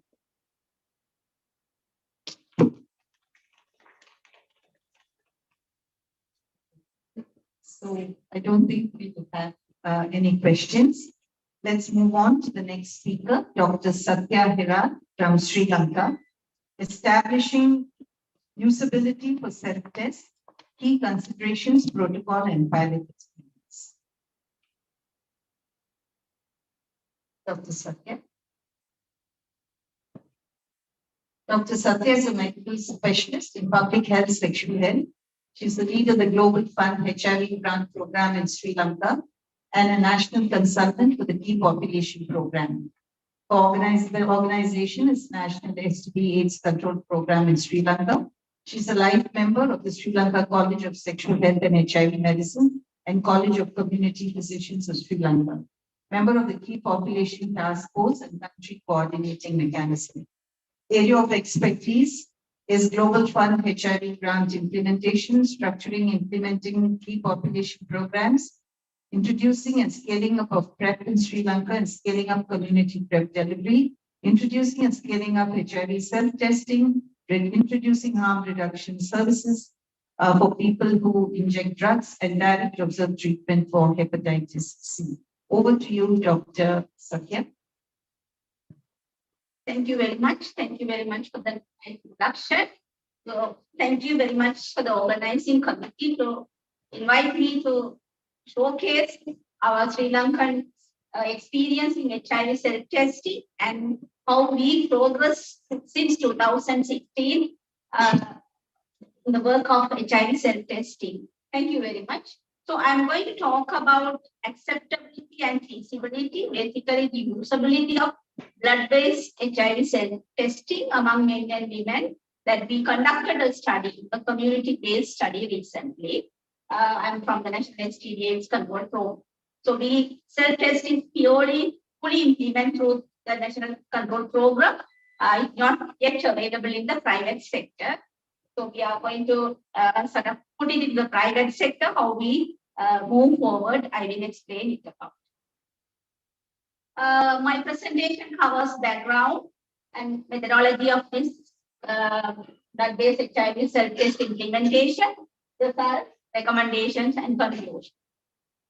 If I talk about the background, as you all aware, and it's talked about by previous speakers, it's innovative approach, increasing the update of HIV testing and empower the person who are not otherwise tested. So what in my country, what we did was, really 2016, we did a small acceptability and feasibility study about oral-based HIV self-testing. Following that, we introduced oral-based HIV testing in 2009.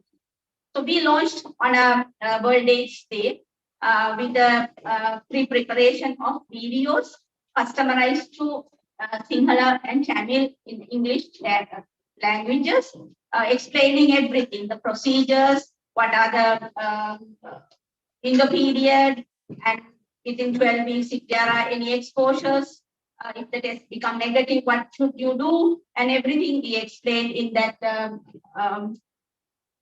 video, and then we launched it. So luckily, though we launched that at the beginning, it was not very popular. So the COVID hit the country. Then there was no way of reaching to the people. And then during the COVID period, we were able to scale up the oral-based HIV self-testing to a maximum. So then we, during that period, we did, though our country is a very sort of low HIV prevalence country, prevalence is below 1%. So we distributed about 3,500 and 17 became reactive and they were linked. And that is how we scaled up the oral-based self-testing. So oral, really, that was a second generation test, you all know. So then there is need for a third generation test, a better test, because these people they know well, right? This is working. So how can I go the other better test? So then we were sort of starting to implement or scale up this test, right? Then what are the things we have done? We have the HIV testing policy. So the policy allows us to give us any standard internationally accepted test. So test can be included in the policy. So then in that basis, we introduced this HIV self-test also incorporated in the policy. Then we developed our HIV self-testing, HIV testing guideline. So we included the HIV self-testing also in the HIV testing guide. After that, we developed a standard operating procedures in 2021 that incorporates specifically for the HIV self-testing. So that is how we evolved from 0 to maybe around 60-70% now. So in Sri Lanka, HIV self-testing implementation is well accepted by individual because why we modalities was like we put it in the through the NGO CPOs and outreach workers, and we put it into the STD clinic pharmacies also. So then that evolved, and now it is integrated into the key population interventions that is implemented through the key population members through the NGO CPO. So widely it is available in Sri Lanka. And we are supporting the registration of this process, and because we know now the funding problem in the sense the government now the HIV self-testing is fully funded by the Global Fund. So in time to come, government may not be able to fully fund the HIV self-testing, and even with the government funding, not everyone can't reach that process. Now whenever a person is asked a self-testing, they come through the Mobitel or hotline, and we courier it. So for those all is fund based. So those may not be available when it is domestic fund. So we are moving and recommending to placing them in the pharmacies. Right. This is the algorithm that earlier was told. So A node, it's a triage algorithm. When the test become positive, we link to the services. When the test become negative, we continue to provide the prevention services. We follow up after about 7 days whether the person has linked or not, and based on that, we know what has happened to that person. Right. Now, this study, based on this all background, the present study, its objective is to assess the performance of a blood-based HIV self-test device as performed by lay users. This is purely by the lay users community. And second objective is to evaluate the clinical performance, sensitivity and specificity of the blood-based self-test by lay users against a different reference laboratory test, which we use the ELISA fourth generation test, in Sri Lanka, we have HIV self-test and the antigen antibody rapid test, fourth generation antigen antibody and third generation also. And we have ELISA test also, laboratory-based test. So this was tested against fourth generation test. And to assess the usability of the test, evaluated by a questionnaire. So we gave a 28 questions based questionnaire. So we evaluated how they perform and how their performance based on that. So we study design was the participants were from the community, about 220 persons evaluated, and participants included both HIV status, non-HIV status, negative status, who had a recent HIV ELISA done, and having unknown HIV status also. And we did not include HIV already non-HIV positives who are on ARVs for the purpose of, because oral based test indicated that the antibodies are low, it might show negative. So to avoid those complications, we did not include the already reactive people.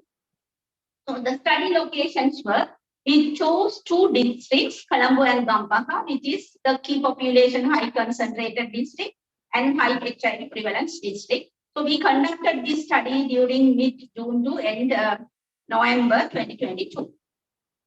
Right, who are the participants? The participants were from community PrEP clinic. We conduct community PrEP clinic, so the sexual networks is there. So we choose from them. And community outreach, the key population community outreach, and through the key population organization and some of the drop-in centers who are operating for these people. And particularly avoid healthcare professionals and who are experienced in performing PRICs. And non-ART, non-HIV on ART were excluded. Then data collection, we had 4 steps. First, what we did was product instructions were provided and the participants then conducted the test. And then we had about study staff members for each locations. We had about 7 study staff members. They were well trained about the test, about the performance, about the questionnaire and all. So study staff members supervised the testing and interpretation by the lay users, but they did not assist. So this is purely an unassisted test. And then we collect the venous blood samples and we send for the laboratory, and they, after this procedure, they fill the user questionnaire. And we obtain the ethical clearance from the National Hospital of Sri Lanka Ethical Review Board. So, of course, they also, by their questions and their concerns, we improve the protocol. And until the test is done, we were able to maintain the test kit in a proper way. And after the test, used devices were disposed appropriately.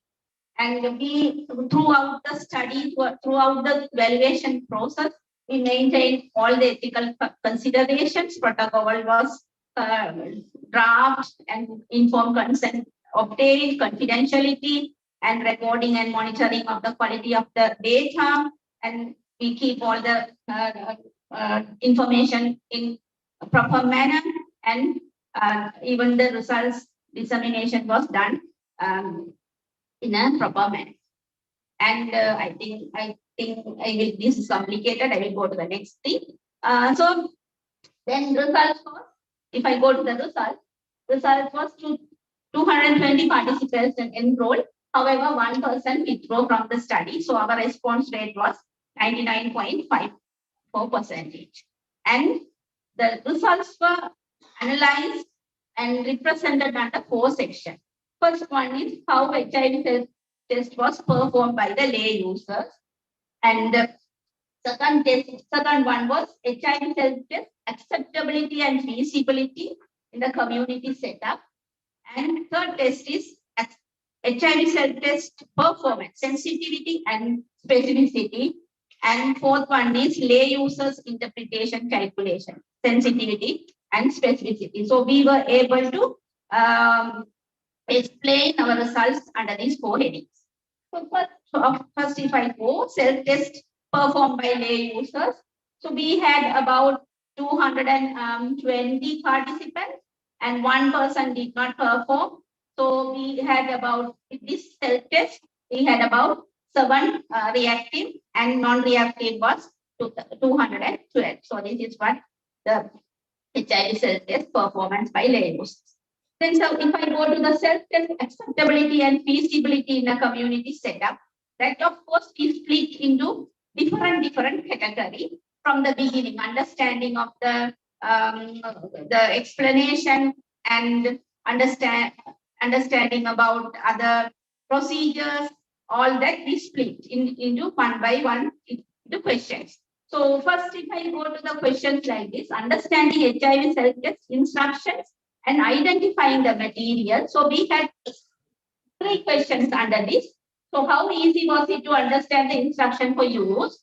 And then did you read the instruction for use from beginning to end before starting the procedure as described in the instruction for use? And how easy was it to identify and check all of the test material are present before starting the procedure? So this is to understand whether that person is able to understand the test materials and understand the test procedure before he starts. So this one, everything, most of the people were answered fairly easy or above.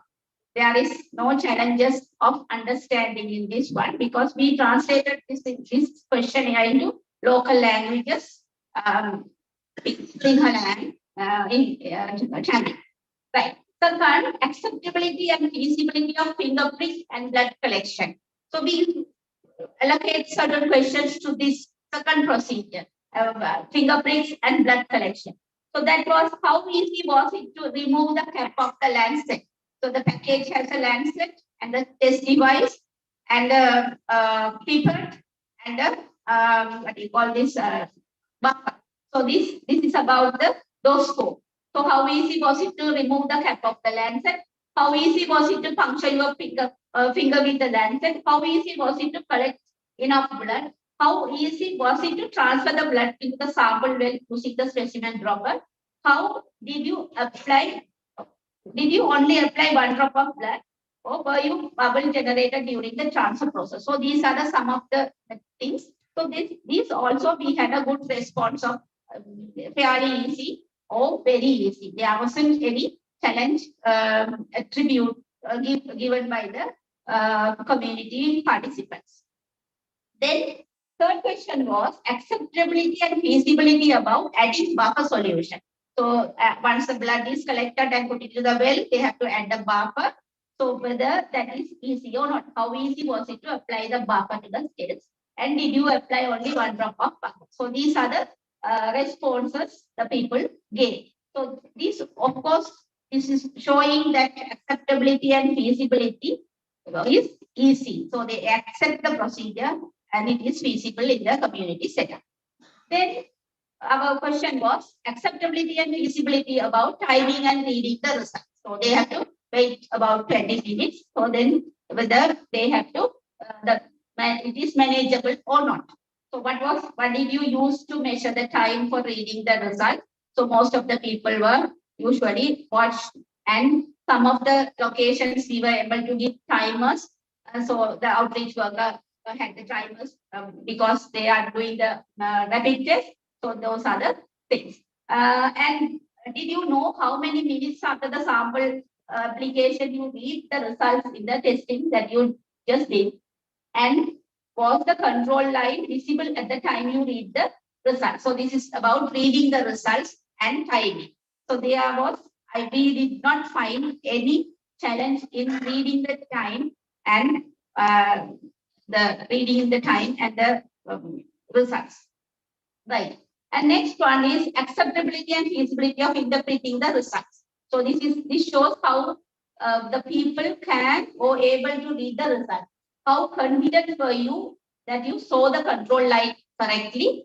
So because they know they should be informed beforehand, the 2 lines, control lines, test line, both has to be appear, or control line should be there. So this is regarding that.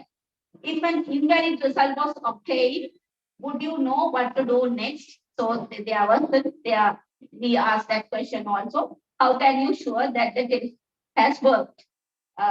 83 participants have commented. C line HIV reactive have commented on both C and T lines because they knew this. This is from our videos and our instruction manual. That is, of course, the HIV self-testing, oral-based HIV self-testing already has created awareness among communities. So they know much about it and they want to really go for the one more step in the HIV self-testing. So that is what the study really showed to us. Right. Then accepting the HIV self as a feasible procedure, then second time. So we have some of the questions we asked about accepting HIV self-test procedure as a feasible home test or field test. So how easy was the whole test to carry out? How easy was the test to read and interpret? Did you understand the steps of the test enough to be confident you were performing it correctly? How likely would you be trust the test if you performed it your home?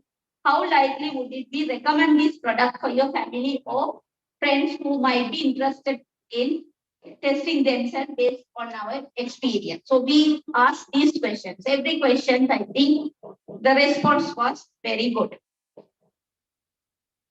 Right. And further knowledge assessment about HIV self-test, we asked certain things.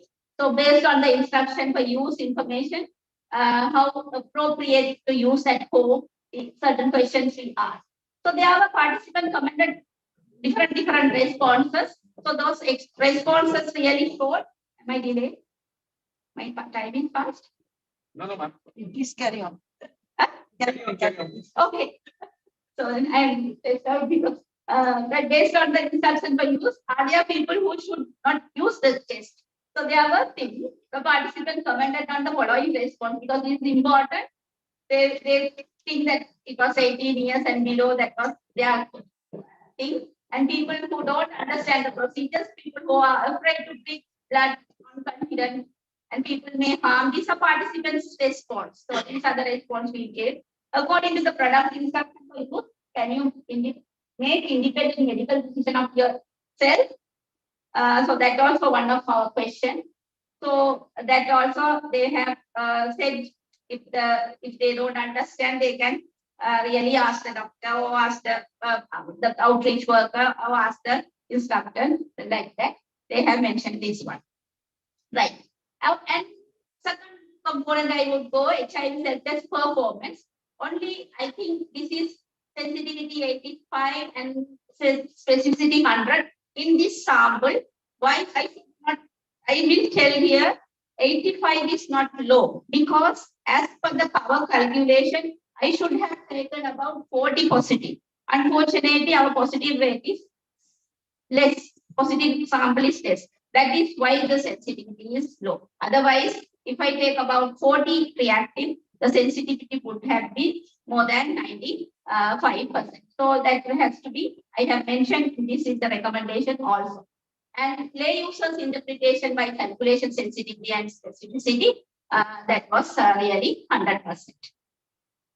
And limitations, of course, this study was delayed because of the COVID. And then after the economic crisis, we had challenges.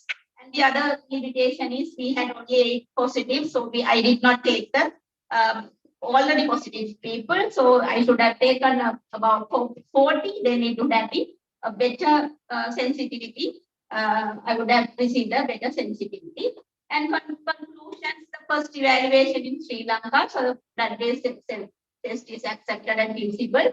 So this is a very good finding. It should market and it should go to the communities and key population. Those are the conclusion I agree that. And recommendation is, of course, the health sector and government sector due to the fund limitation, it's very difficult to promote and scale up HIV self-test within the government sector. So it has to be available everywhere in the sectors. And and communities and NGOs should be using that wide, because this is one of the point of care test. It has to be near the people who really need them. And last, my acknowledgement, funding support from the abort diagnostics, very appreciated. Thank you very much. And Director National STD/AIDS Control Program and colleagues at the National Reference Laboratory of the National STD/AIDS Control Program, and my unit staff and director and staff of the non-governmental organization, all the participants and ethical review committee of the National Hospital of Sri Lanka. Thank you so much. Thank you, Dr. Satya, for that very detailed explanation on your blood-based study for HIV self-testing. We have time for just 2 questions. Please keep your questions and the answers brief. Are there any questions?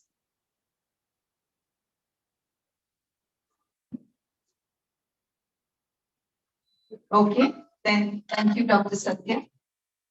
We go on to the next speaker, who is Dr. Chinmay Lakshmeshwar from PATH, India. He's going to speak on driving demand for HIV self-test, key implementation experience PATH. He's a technical expert and has led multiple studies in HIV and TB in India, Ukraine, and South Africa.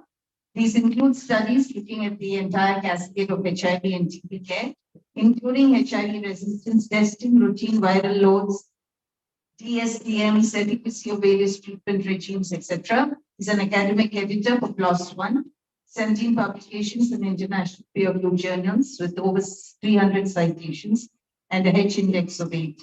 Area of expertise, operational research, HIV and TB research. Over to you, Dr. Chinmay. Thank you, ma'am. Thank you, everyone. Thank you first to the organizers for having us here. I'll take you through the study that we have done in India as part of the United Funded STAR initiative. So this is the, I need to go through a lot of things in the time. To tell you about the project. So this project has been part of the STAR initiative that's been funded. So we have been doing this model since 2020 now, and it's been run as a study, most of it. The objective is to demonstrate the feasibility and acceptability of HIV self-testing among different population groups, and also important part is to generate evidence to inform the HIV self-testing policy in India. We have 4 specific objectives. The first one was to assess the feasibility, acceptability, and demand. Then to assess for preference between the oral and the blood-based test kits, and for assisted and unassisted approaches. To assess linkages, so when can we do linkages with HIV self-testing, to confirmatory testing, and to ART initiation. And the last one is to identify any social harms that might be that we might see as part of this project. It's been a long journey. I understand it for you. It's been more than 18 months that it's took our student approvals, right from the concept phase till getting the implementation approvals from all the required authorities. This timeline here shows the process just to get the ball rolling and have the study implemented. After getting all the patient approvals, we implemented this study across 14 states in the country. You can look at the numbers. So we have a very representative geography, and we are in 50 districts across the country. Duration approval time of 18 months and kit distribution of 9 months. The population groups that we targeted were female sex workers, transgender and gender people, men having sex with men, people who take drugs, and then there were other population groups such as employees. We had a workplace model from where we had employees come in. We had partners of PLHIV. Then we had partners and clients of PPs who were included. We also had a private practitioner model, so we had referrals from those private practitioners, and anyone who self-identifies themselves as high risk, or if they feel that they are at high risk, could also take part in this study.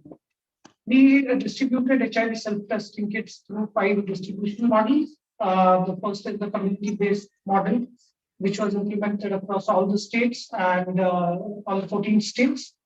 The second one is the private practitioner model, which was implemented in 5 major areas, major cities. And the PLHIV network model was run by the National Coalition of People Living with HIV/AIDS, their facility, with an idea to reach the partners of PLHIV who avail services from them. Then we had a workplace model. So ILO, International Labour Organization, was a partner, and two of their partners, West in Mumbai and PCIF, the Czechoslovak Corporation of Pune. They were partners and they distributed HIV self-testing kits through their distribution mechanisms among the drivers, conductors, or other chocolate that we have.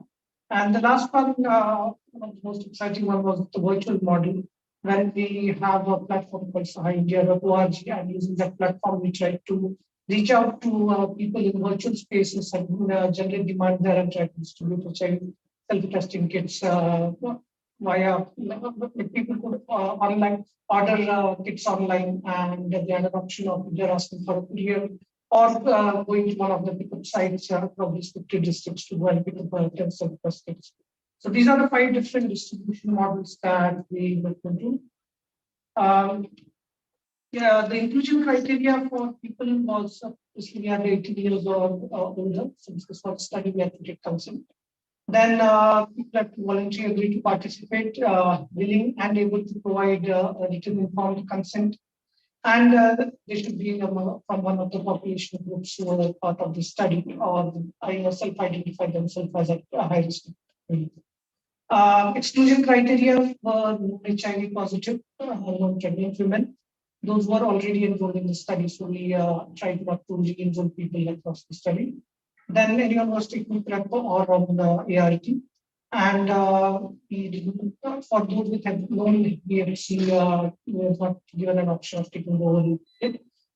So an important part of the study, we have heard even before from Dr. Glory, that community engagement, community involvement is a very important part when it comes to HIV self-testing. And when we have of that, and as part of that, we have different levels of community engagement and engagement of experts across to the length and breadth of the study. At the national level, we had a community advisory board, which was led by chapter 10 to 12 representatives, the national leaders from different population groups and PLHIV groups. It was chaired, it was rotating chair. We had some community first, followed by Mr. who represented the FSW community. The co-chair, you will hear from the co-chair right after me. The community advisory board met every 3 months. We presented right from the beginning the concept, after that for the protocol, what we intended to do. We showed them all the demand generation material that we had prepared. We presented our results, how we are doing things, and we took their feedback at each and every step of the process. Similarly, at the state level, right on the top, we have the State Oversight Committee, which had a mix of officials from the state AIDS control societies and community leaders from the state. They ensured their task was to monitor the project implementation in that state and ensure that there are no evaluations that will happen. They were also the main point of contact for any redressal, grievance redressal if any participant have. So all participants were given the contact details of representative from the SOC, and they put phone numbers and they could call the person and if they had any, in case they had any grievances. We're proud to say that we never had anyone call to this complaint. And at the district level, we have the community monitoring board, which consisted only of community leaders from the district, who oversaw the implementation, like the demand generation and taking the message out to the community that yes, there is a child self-testing available in the country now. And at the national level, we also had a technical advisory committee that we called the Part India HIV Self-Testing Project Advisory Group. It was chaired by Professor Rausli, the former Chief Secretary, and we had experts from all the country and even from the regional offices who provided. They went through the protocol and it was with a lot of technical aspects, designing and implementing the study. I quickly take you through demands, and I'm very cognizant of the clock, which is looking at me right now. So I will quickly go through some of these slides here. Demand generation was a very important activity because it was at many places for the first time and at this level that HIV self-testing was being made available in the country. So we wanted to create awareness about what HIV self-testing is and also engagement. Like people should have develop interest so that they come and approach the study staff and ask for HIV self-testing. That was the idea behind this. So we skip a few slides. This was a theoretical framework. So we tried to increase awareness, explain about the opportunities that people might have, tell them about the kit availability and the resources to ensure that this message is taken across. So this was the framework that we followed. Because I want to. Yeah. Don't worry about the time. Okay. I think you should, this was closely, but I think this is an important study, so. Okay. Okay, thank you, ma'am. But also maintain the time. Right, thank you. So, so what we Don't go overboard with the time. yeah. So what we did was, so after we developed our objectives, and after our objectives were developed, we the messaging strategy included we wanted to tell people about the advantages of HIV self-testing. Plus, we wanted to make sure that people understand that these kits are reliable. It's not that self-test, because a lot of people think HIV is a very serious disease, and how can you test for it? We wanted people to understand that yes, these kits are reliable. It's not that these kits just come from somewhere. Wanted to allay fears around using self-testing for HIV. So that is something that we did. And after piloting with the advisory board and we had to translate all of this. We are a big country, many languages. We picked 8 major languages that are part of the study states that we had, and all of these messages were translated, back translated, verified, and we went through this. Just taking you through a few of these. So these are the posters that were developed, and you can see at the bottom of the QR code. So if anyone scans those QR code, it will take them to the Saha India website, from where they can get more information and also order the kit virtually. So these posters were widely showcased. There's a small video that was prepared. It's Remember me? I am HIV self-test kit. Yes, you heard that right. Now you can perform screening for HIV at your time, at your place, as per your convenience. It is a very easy test and provides results really quick.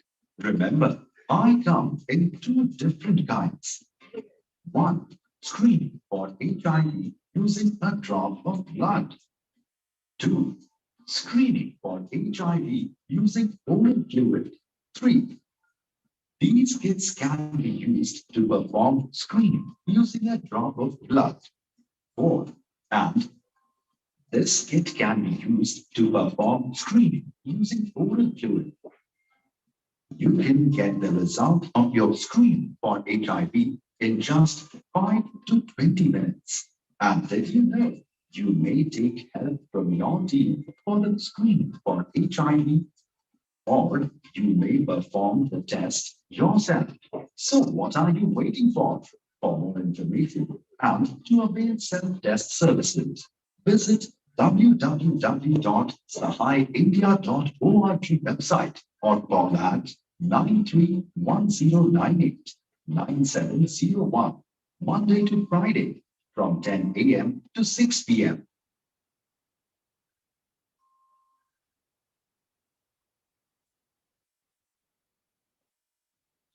This was the short introduction video that we used. All of these material was used through for a lot of different mechanisms of awareness generation.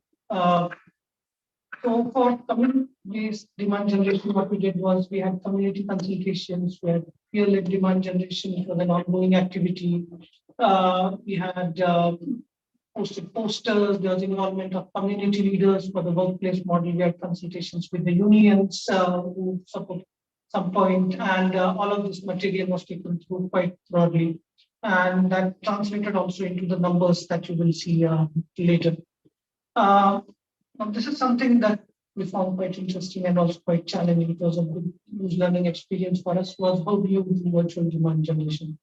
So in the beginning, what we did was we had a Facebook page, Instagram page, Twitter for the project, and we tried to promote a lot of different messages. We prepare see here different posters, messages, and we try to push them through these different so Instagram, Facebook, and mainly Instagram, Facebook, and Twitter.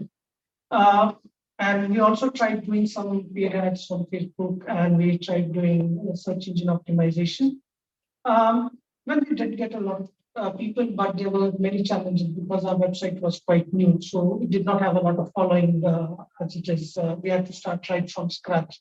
And during this process, we realized that it takes time. Starting social media outreach from a new website at scratch takes a lot of time, effort, and the peak comes very slowly. Also, we had very little time to delve into this. We had about 2 months, only 2 months to do this. So after doing this, we had around 150 kits that were ordered. And what we did was we tried something called the influencer marketing. We felt that maybe influencers already have access to the communities and the followers. That maybe this might be a better idea. And what happened was it was an 8-week campaign that was run, wherein we identified about 28 influencers. And each of them, every week, they posted 2 messages. So they were each week had specific campaign goals, and they were given these goals, and they would prepare so we give them some information, and they would prepare their own post based on it could be photos, videos, or just messages that was going across their Instagram or YouTube pages that they have.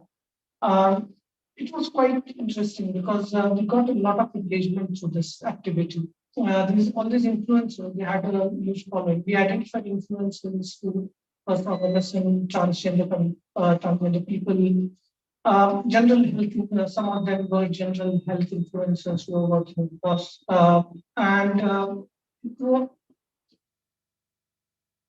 it was quite interesting. So here you can see some posts that were coming up on the right hand side. What you see is a contest. We tried doing a contest wherein these influencers, they posted messages saying that asking their followers to create posts and post it on their accounts, generating awareness about HIV testing and HIV self-testing, and asking them to go and order kits.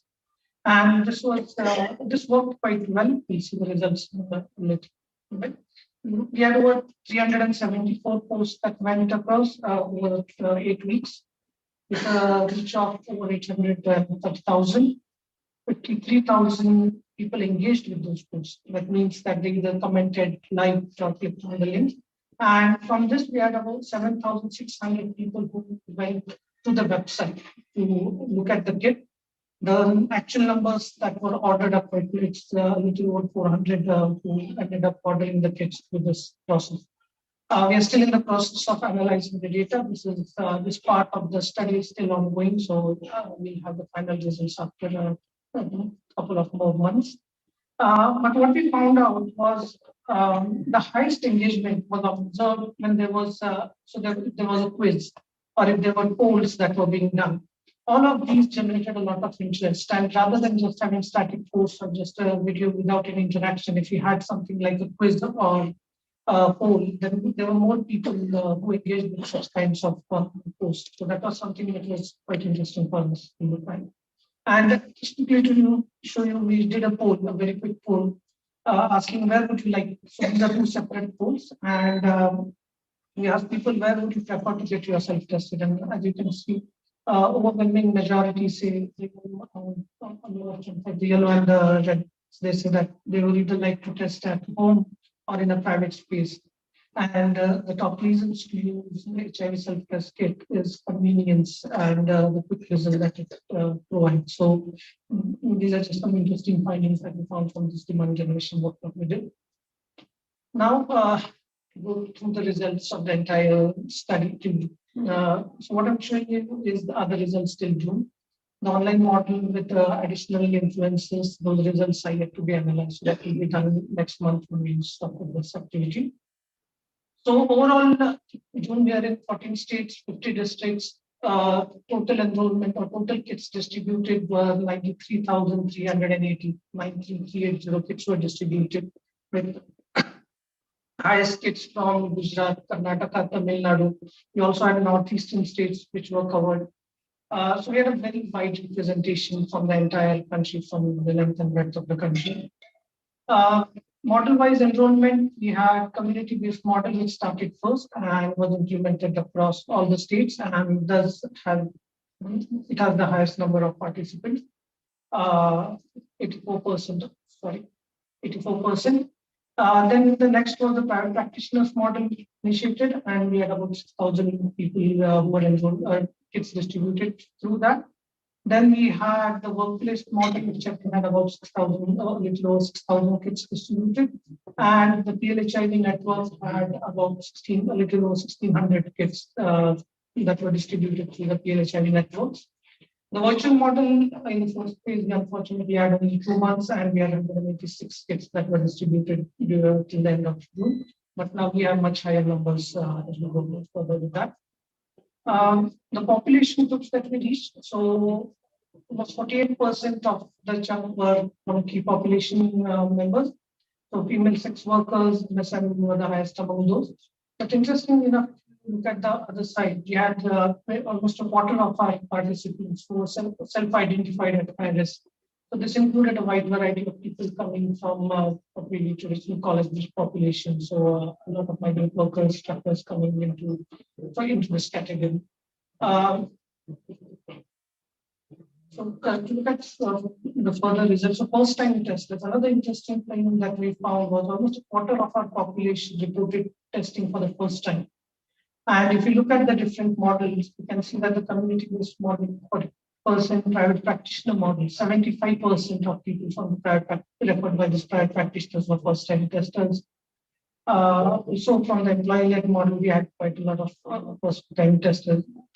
If you look at the population groups, I'd like to highlight that even among the key population groups who are supposed to be testing every 6 months, we had a huge proportion of them who were first-time testers. Actually, if you look at MSM, 43% reported to be testing for the first time, 26% among FSW, 34% among transgender people. And if you look at the numbers below, family members of PLHI, there are a lot of family members who are interested when we try to reach out to the partners of PLHIV, and except one, 333, so almost all of them were first-time testers.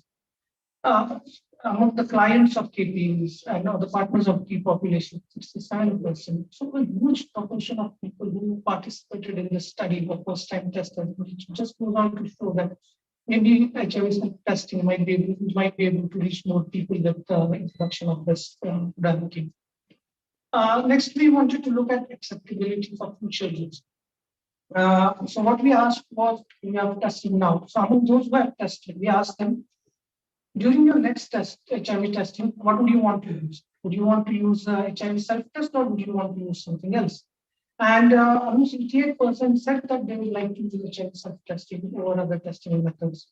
And you can see a second on the PLHIV network-led model. So partners of PLHIV and family members, mainly partners of PLHIV, most of them prefer to use HIV self-testing over important wells. Okay, again.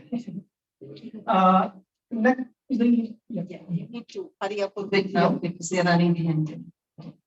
Ease of using, so 95% people said they found another 2 minutes. Yeah, 95% people said that they found the test kits easy to use.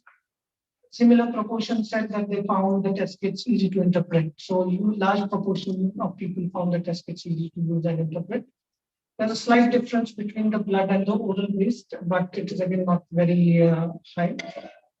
That we looked at was the willingness to pay. And almost 65% population said they're willing to pay.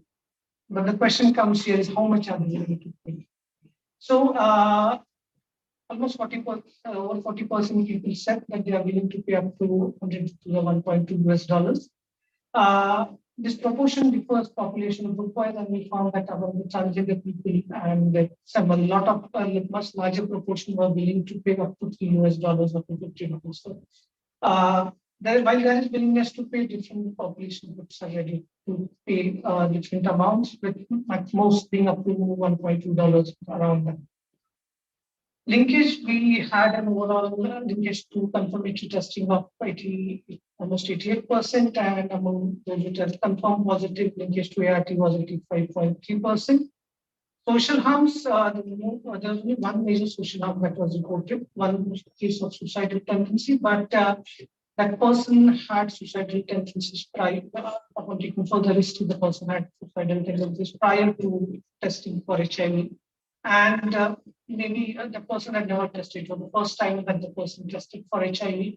So maybe this was one of the things that we were able to successfully link this person with counseling services. When quickly our achievements, we had 193,000 test kits that were distributed, a big social media campaign, all the study approvals for we trained over 1,000 people in over 14 states using self-testing, over 300 community leaders who are engaged with this. There was insight monitoring that happened. We have a lot of IQs and communication material that was developed and widely distributed. Over 250 NGOs were engaged in this. When with the next point, way forwards, we need to ensure and facilitate the availability of approved test kits in the countries.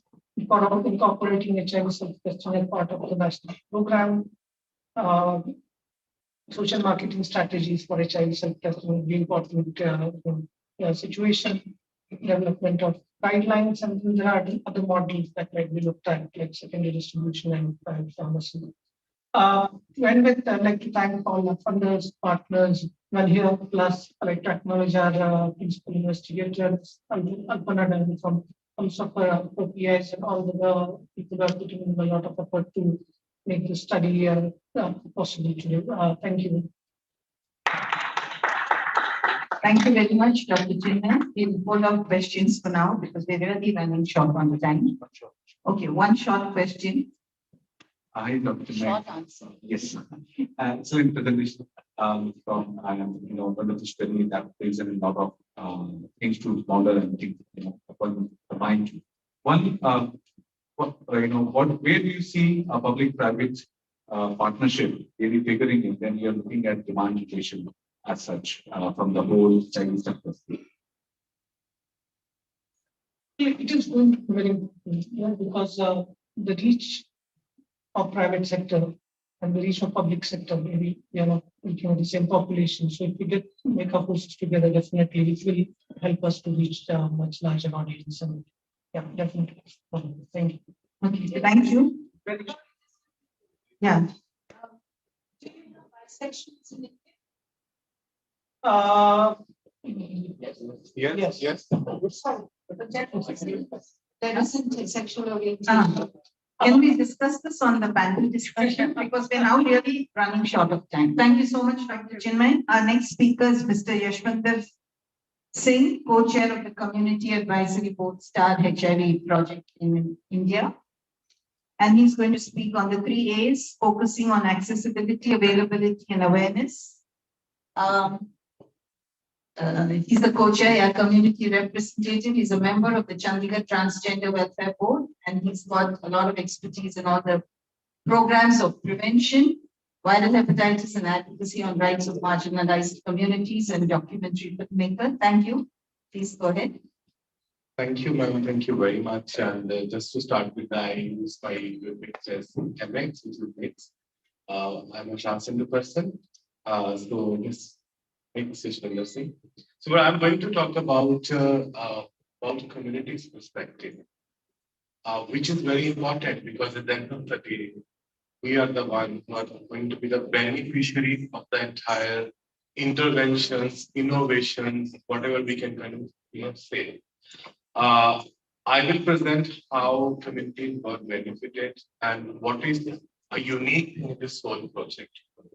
I have been part of many other self-testing studies, but the only difference, and I think that's the largest difference in this one, is that those were only, we were told, okay, if imagination, thing, if something is given to you, would you like to go for it or not, blah, blah, blah. But here you had an opportunity, you had option of kids in front of you, which gave communities a lot of confidence and a lot of kind of, faith is being built, on those kids.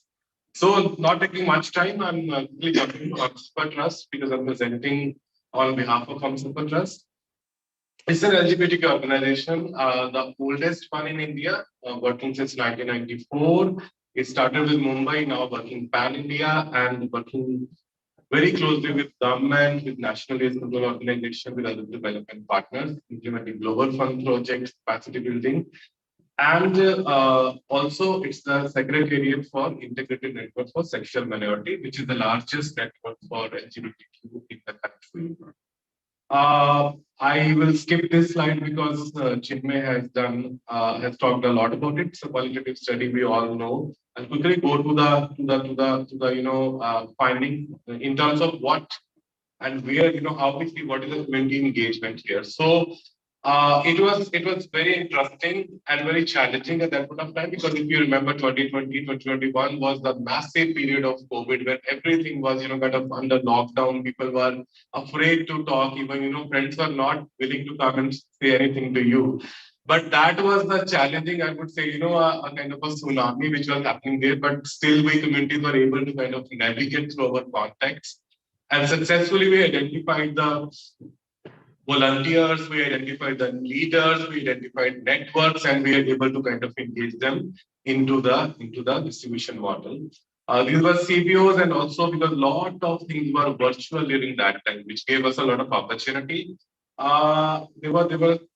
We created a small events whenever and wherever it was possible, and field visits. Then we appointed staff. Interestingly, the whole staff, whatsoever is there in the project, was entirely from the community. Even the influencers and everybody is from the community. So very interestingly, we try to reach to a population which is not covered under TI, the classical ones, and reaching to at-risk population, because that is the population which is not being covered. These are people who are maybe 18 above, who are on virtual sites, who necessarily doesn't go to any of the intervention which are supported by the state. So these are the people at very, very high risk. We try to kind of, through influencer, through their networks, through virtual board, we try to reach to them also. And women in sex work is again a very, very challenging, part, because that was the time when, because of COVID, things were almost come to a standstill. So we are able to kind of, still navigate it through WhatsApp groups, because that is how the system works, because in India, we have 2-3 types of setting. One is a very brothel-based setting, which is only in the larger cities, and necessarily, if we talk about a brothel in Delhi, which is GB Road, doesn't mean that the whole Delhi women will be going there. Women who in sex work, they are at next neighbor door. They are mostly home-based sex workers. Some of them are kind of spa-based. So that is another intervention where we try to kind of reach to spa, which is very common model in Delhi use. Then, of course, we try to reach to the core population, like MSM and transgender population during this time. Capacity building, because people were kind of, a bit apprehensive about it. And trust me, ma'am, the question which you asked, because I was in the cab, it was my first question, that if somebody comes positive, what is the false positive, what is the false negative? These were like all kind of issues were there. But I'll talk about, how we kind of communities came together and tried to navigate through it. So there were 300 community leaders who were part of the project, and 250 CBOs were there. More than 1,000 plus community leaders were trained, and a supportive, visits were made by the Hamsafar team to the many of the intervention sites. There were weekly meetings conducted, of course, through the virtual medium, and whenever it's possible to go to field visit, monitoring visit, and provide them supportive supervision. Is done throughout the intervention. Now, linkages to the prevention and treatment services, because that is very important. Testing, I always believe, is just one step, but linking people to the treatment takes a lot of efforts. I'm working on viral hepatitis, and I know how difficult it is, because that is a very resource constrained program per se, and as compared to HIV, where still we have some resources with us. So. Also, the program was only about self-testing, but we try to kind of link people, and we send a very, very strong message that this is a screening test. After that, you have to go for a confirmatory test if your test is positive. So that was a very set, crisp message which will pass to people, that don't get scared that if it's positive. If it's positive, it's first level screening. You can go and then get, the next step or the pathway followed. But interestingly, there were pre-test, post-test videos were there, which were very helpful for the people during that time. And most of the participants were actually comfortable, sharing the results with the concerned staff. And also, we have seen that people who underwent assisted self-testing, they were more willing to kind of link to the treatment in that case. Systems, although he tried to touch upon, CAB was there, which is the national level. I was one of the co-chair in the CAB. There's a community monitoring board, state oversight committees were there, where SACS was involved. Then letter of understanding was done with each of the CBOs data, because a lot of data was involved into it. So, data security, confidentiality, all these things were taken care in this whole exercise. Now we're coming to what are the benefits, of community-led research and engagement, what communities actually contributed to it. So I think first and foremost thing is that CBOs who are there for the last like 20, 30 years and are interacting with communities, providing them support is one of the, I think, is best USP, because you have a faith on those CBOs. So that was the biggest thing. If something comes through a CBO, is very well accepted. Is what learning, we can say. Then, of course, we try to engage communities not only in implementation, but in terms of, in a very holistic way. In planning part, communities were there, CAB was there, community leaders were there. You see, each and every step communities were there, communities were participating very actively into the program.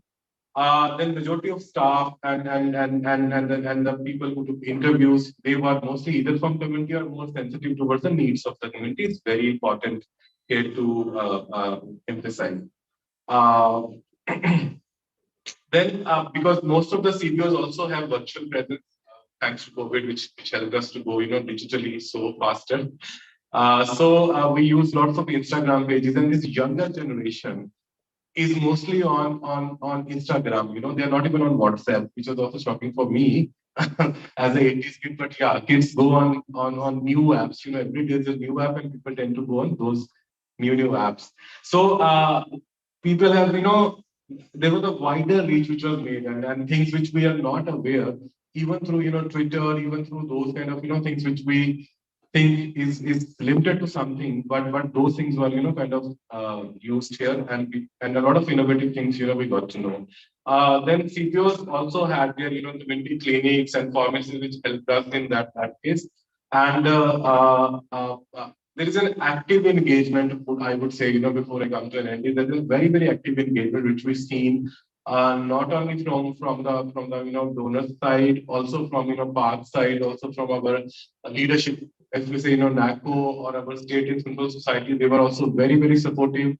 So similarly, communities were also kind of, equally full with them too. And I can say, as a CAB member, that people really see it as an opportunity where they can kind of, take the self-testing kit and get the test done in their own confidentiality. It gives them a lot of, confidence to kind of go for this testing, because this is still, there is a fear. Smaller towns should go. I know that the counselor might be knowing to me, or maybe the hospital staff knows me. So there is always a fear, but here people have a lot of control, lot of kind of control over this thing, a lot of confidence, and this is, I think, the best learning I've seen from one of the community members whom I interacted during my visit as well. So I think not taking much time with this, thanks a lot, and I think it's a wonderful thing which we have done, and thanks to all of us, and we should have applause for ourselves. Thank you. So any questions quickly?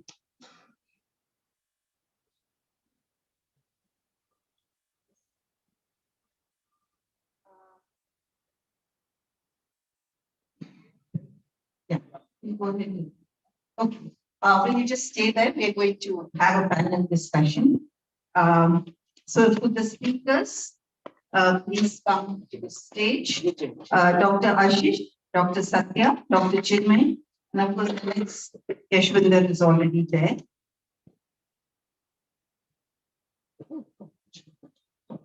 We have about 15 minutes for this panel discussion, and after which we will close.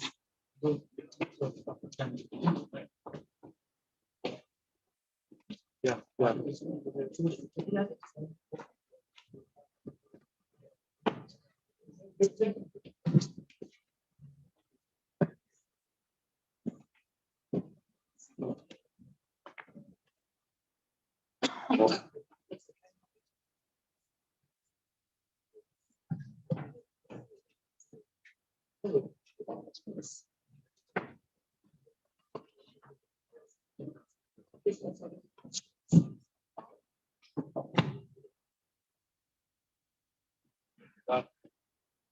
Thank you all for being part of this panel discussion.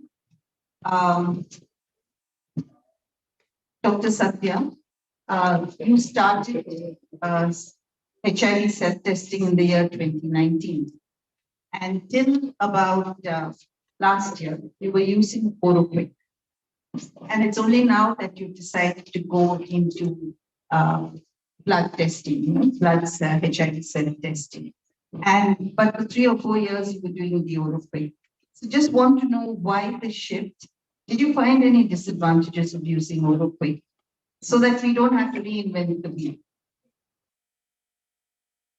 Thank you for the question. That's very interesting. 2019, we introduced Oroquick, oral-based HIV self-test. However, really at time we didn't think of introducing any blood because the people were fearing, and the government also they were actually reluctant to introduce even the HIV self-test. That is what is really introduced oral-based to it. However, we were planning to introduce the blood-based. We planned so many times the evaluation process, so we were not able to complete one. So now that we have completed and we have ordered the HIV self-test blood-based, so we will see how. And now the people are very knowledgeable. Now they know the incubation period, sort of window period, and also if the oral-based test is done, and they eventually ask, should I have to wait for 12 weeks? So then we will say, okay, you go and do the rapid test. If that is faster than oral-based test, so that's right. We are evolving. So not that you shouldn't stop the oral-based test because there are people's choice. Some people like blood-based, some people like oral-based. So people's choice that we have to cater. Okay. Thank you. Dr. Ashish, for about 4 years now, you've been working with the pilot project in your 26 clinics and 26 centers and 11 clinics. And now you're looking at starting countrywide implementation of self-testing in HIV. What are the potential barriers that you think will come up?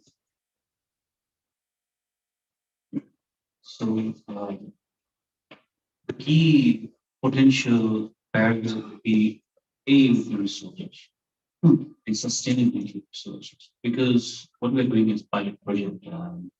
Once the government takes it for a national level scale up, it needs to be sustained.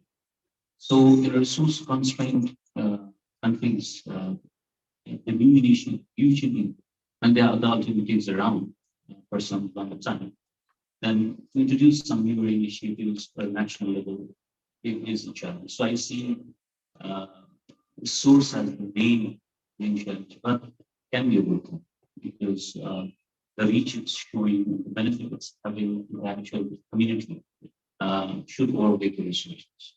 So the awareness, the knowledge levels, and the uses these all to the community is also another challenge because not everybody is aware of the benefits of what they could use. Because many are in the community are still not diagnosed yet. Their HIV is not diagnosed yet. I mean, they're still there. So these are the challenges that once it's done, that should be appreciated. So do you think you'll get enough cooperation from the government? Yes, because once you show them the prospect of what it could do at a larger scale, because the investment is not that much also. With the little bit of investment, there's a lot of gain that is happening in. So, of course, with what we demonstrated through our study, and now coming to the government, requesting our support to take it at the national level. As I mentioned earlier, we're developing the digital citizen. And other partners also interested in joining us, like Global Fund. They are also investing on HIV testing in Nepal. So those all, I think, is opportunity. Thank you. MX Yashwin, HIV self-testing in Nepal. I think it's a good idea. Your opinion. I think it's a fantastic idea. As an activist, we have been asking for it. I think, I still remember 2006 and 2007 when we used to say, because taking people to ICTC is a challenge, and we cannot take each and everybody, and we talk about decentralization of the services. So this is the best way to do decentralization. And it's very important now. I think each and every government, luckily we have test and treat policy of an actually supporting them. But I would like to pass this message that each and every government across the globe, if you want to eliminate this by 2030, I think testing you have to increase it, expand it as much as you can, is the only way to achieve those SDG goals. So from that perspective, and also from communication of doing it and confidence, confidentiality, I believe it is best. It's great to hear. I also want to know that the two areas where there will be problems are those who are HIV positive, linking them to care. You already explained that that's very difficult. And also linking them to preventive services. So currently we don't have too many, but it will come up in the future. So how do you think that can be achieved? Any ideas? I think positives to care and negatives to prevention. I think here the best part, best opportunity which I see, and it's not here, I always say that the dialogue is best thing to kind of initiate, If two people communicate, a lot of exchange of thoughts will happen. Here, we can say, make it more scientific. When the community does do the counseling, that is very important. People do listen, and if our counseling is done in a very accurate and right manner, that will definitely bring the change. If it's just done for the sake of saying, oh, it's free test, that is not going to work. But I think the counseling plays a major role. You talk about any of the diseases, how people were kind of now more kind of aware about COVID, for example. A lot of IVs were there, a lot of we talk about it. So those kind of things help us. And we've seen that even in HIV, in the conventional system, when we do the counseling, then people do turn up to the treatment. Yeah, there are chances when people do miss out their LFUs, but I think there are multiple other reasons for that. Not that counseling, they ended up here, but yeah, there could be a number of reasons, your funds, distance, this is part of another thing. But yeah, I strongly believe that, even for prevention and for the treatment, pre-test, post-test counseling is the key. Do you think that should be peer-based or SMEs? We have seen that peer-based counseling does play a very important role. If I say that, I have undergone this test, it's very simple to do. Vis-a-vis somebody sitting here is telling me. So peer-based things always work, So I would say, yeah, I'm okay with both, but let's start with peer-based because that is the first point of contact. This is how we learn things, how each and everything applies. Because peer has a lot of influence on our behavior. Thank you. Thank you. Dr. Chinmay, you have this extensive, huge pilot project running across 50 districts, and you have part conclusions of that project. What do you see as the next steps to get the government to start developing a policy for HIV self-testing in India? What do you look at as potential enablers and potential barriers? The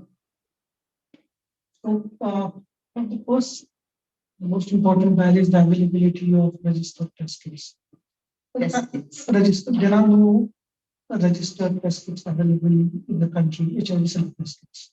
So once we have the evaluation and registered test kits, that should really help to roll out the process a bit quicker. So after the study, we have seen that there is demand, there is willingness from all sides. But yes, at this point, one of the major barriers is we need these test kits to be available.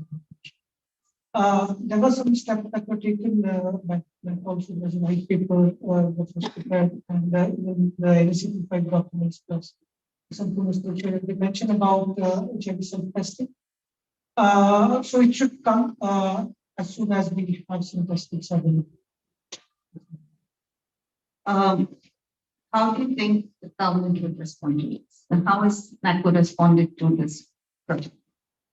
It's been part of the project. Yes, they have been very part of that, as guided this entire project. And they are very positive about the results. We have presented it to the AS, we have presented it to the officials, everyone at NACO, and they have taken it very positively. They see that HIV testing can bring it to the HIV testing service in the country. And there is willingness at all levels to see that we do have these kits in the country.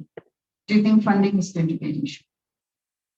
The funding has to be provided by the government, partly at least. Yes, it has to be provided. At this point, it's difficult to say what where that funding would be an issue.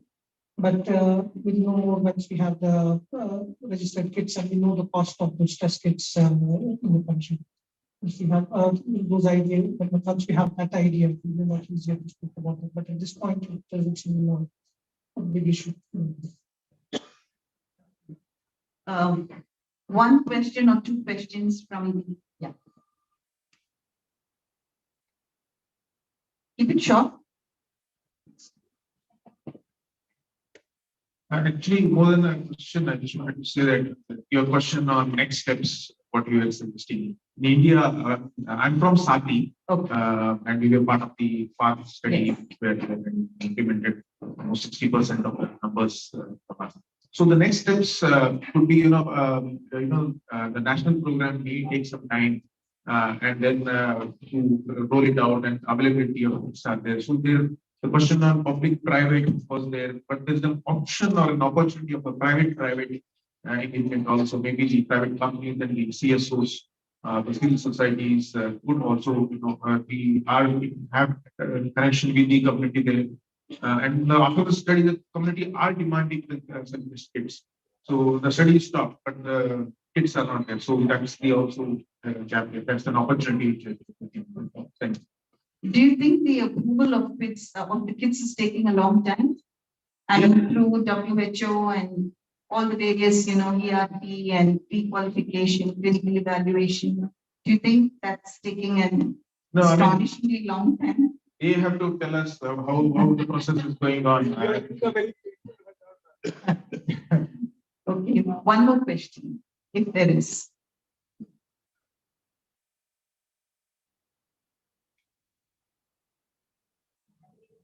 You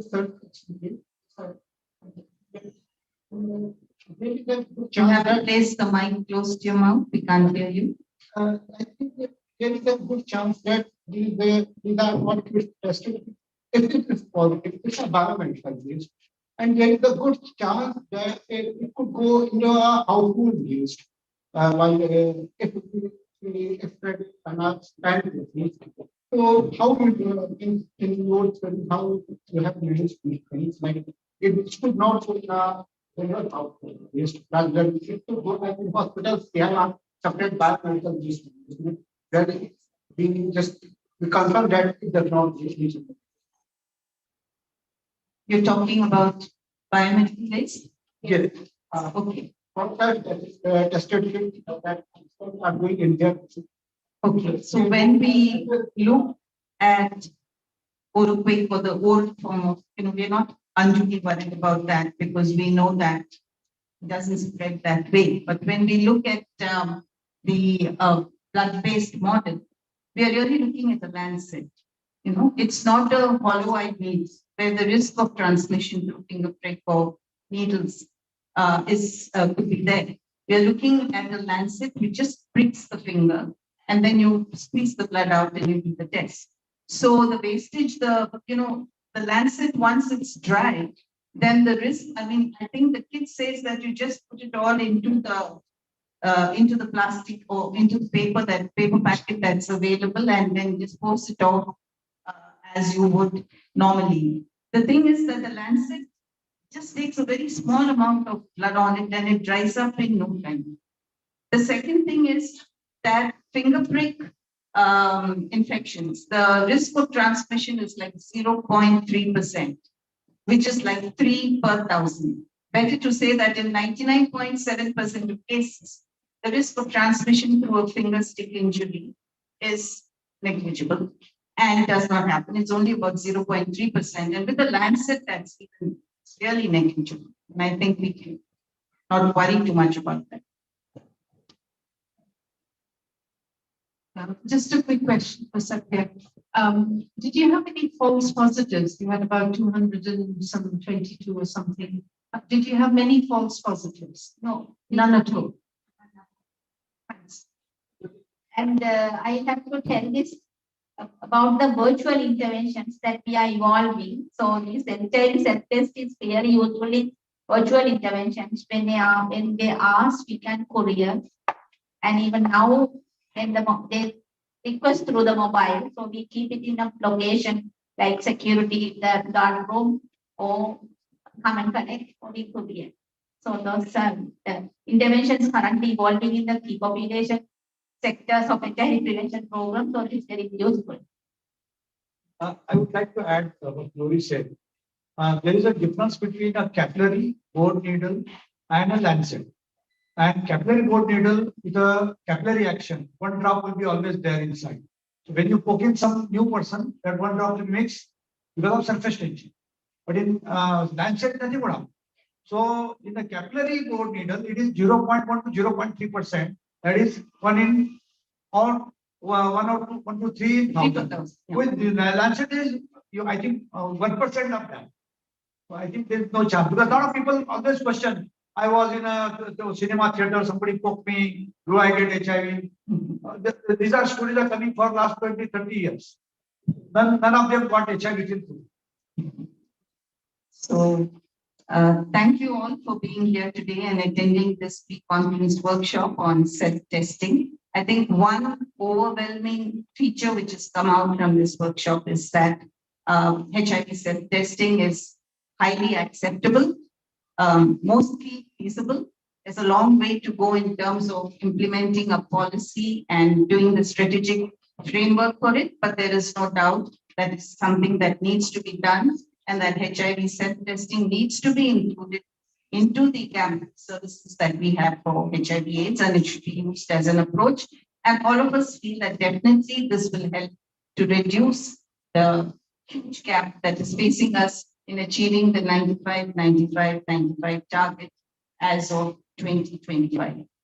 I'm sorry, Akriti, I think you had one question. If you may allow.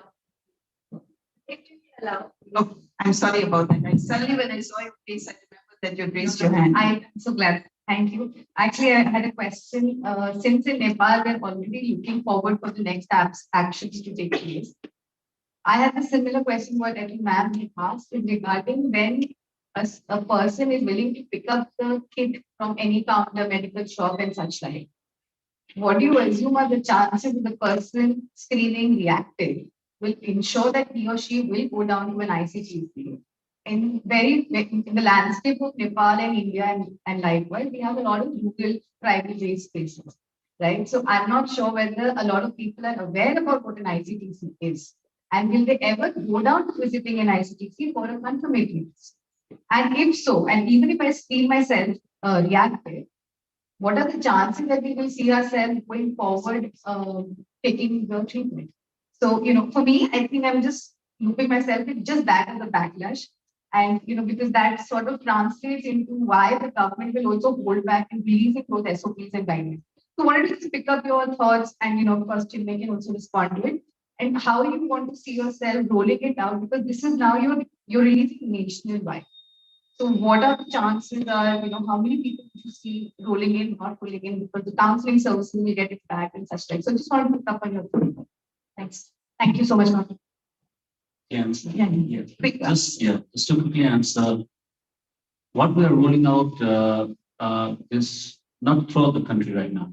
The easy access where they can just pick up and get tested will be rolled out to 2 and 3 centers. That is to start with. With that experience of 6 to 7 months down the line, then we will be able to say it can be done throughout the country. But throughout the country, what is happening is now HIV services will be given from facility based, from not only our project side, from other HIV centers of the government as well, because we've seen that the uptake is good and people do come back to the centers because what we believe was when someone wants to screen themselves, that means there's self-awareness. I think one more thing that we should remember, and which I think you all should tell the peers, is that today the reason why HIV is transformed from a life-threatening illness to a chronic manageable illness is ART.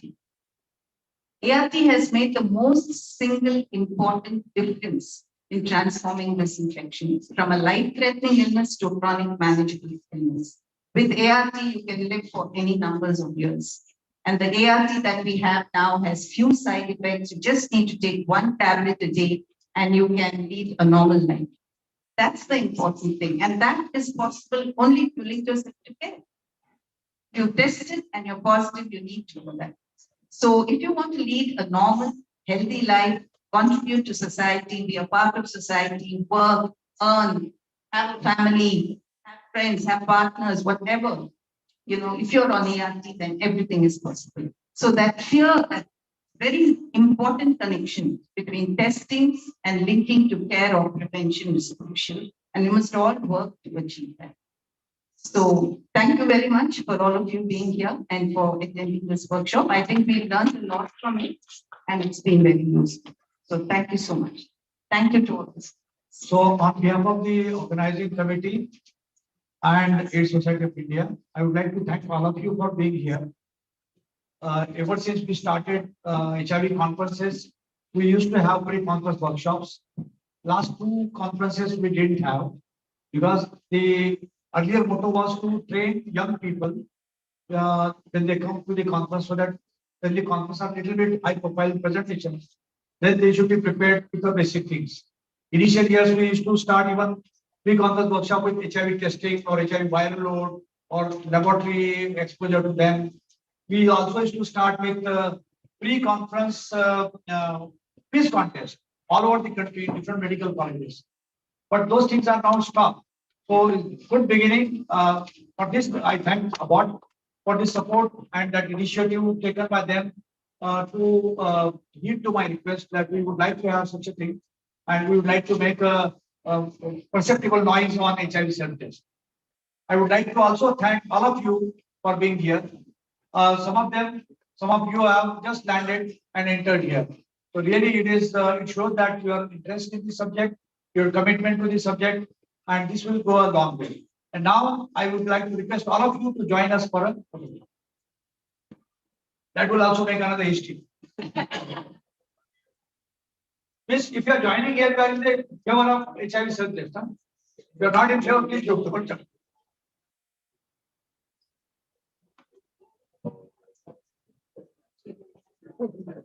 Yes.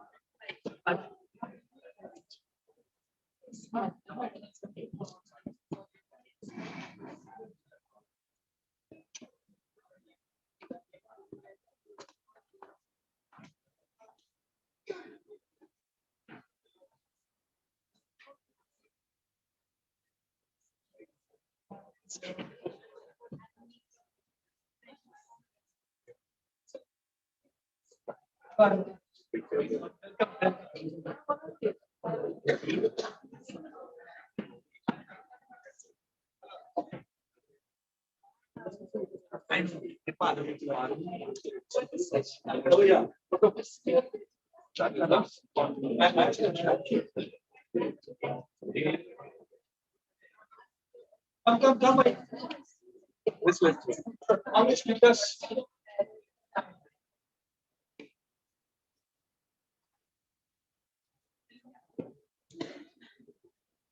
Please.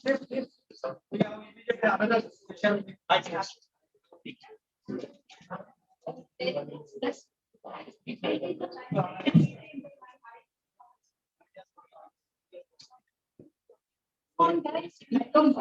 Please come for the photograph. Please come. We have another session starting after 4 minutes. Come.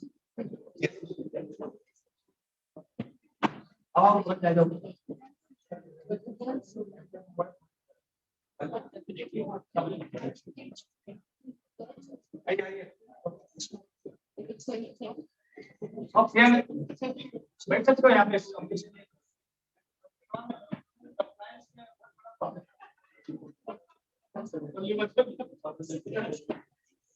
So only two people are against HIV self-test. No.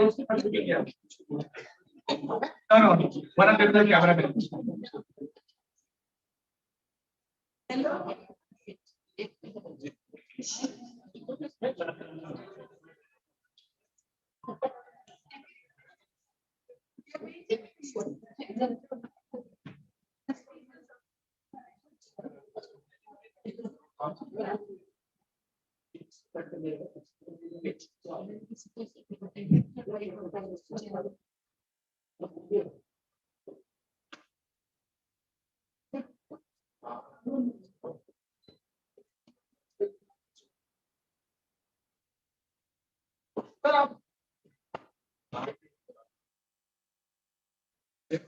We both got serious faces. So tell us when you take a question. So we are waiting.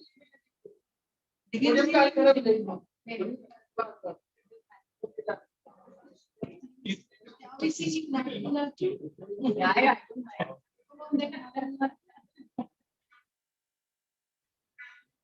Wait. Those in favor of HIV self-test say thumbs up. Thumbs up. Right. Thumbs up मिला दीजिए.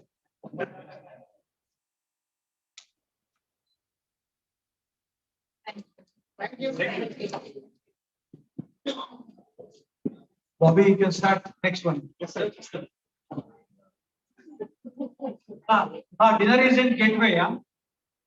Dinner will start at 8 o'clock onwards at Gateway.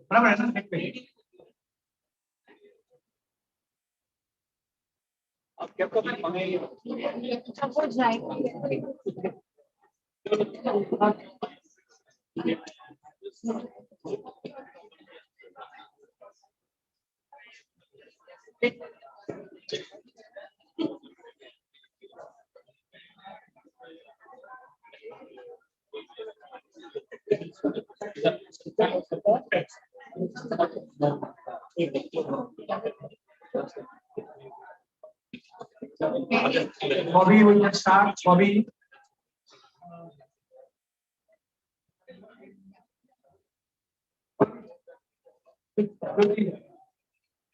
Kumar is the start.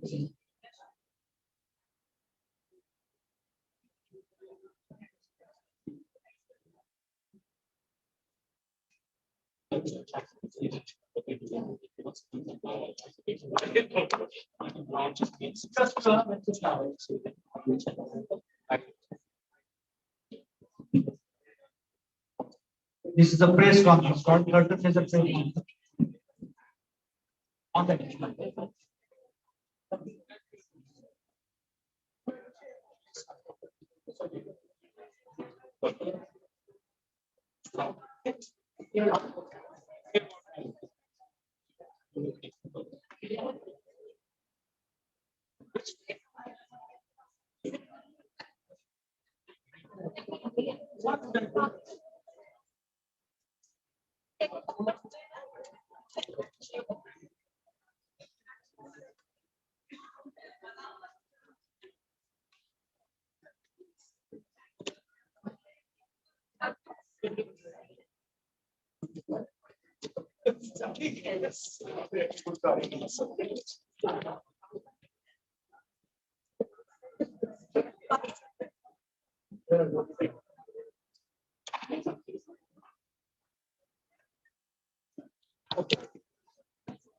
Okay.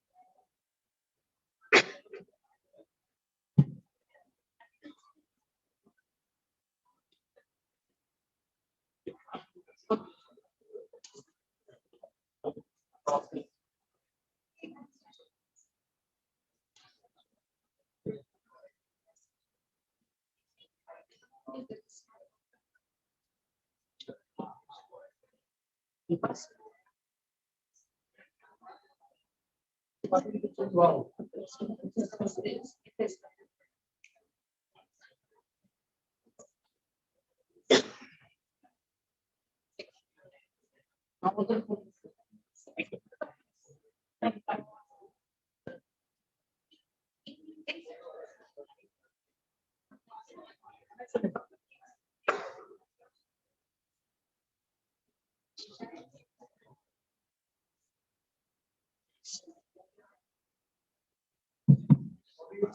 Yes, sir. Yes, sir. You're on.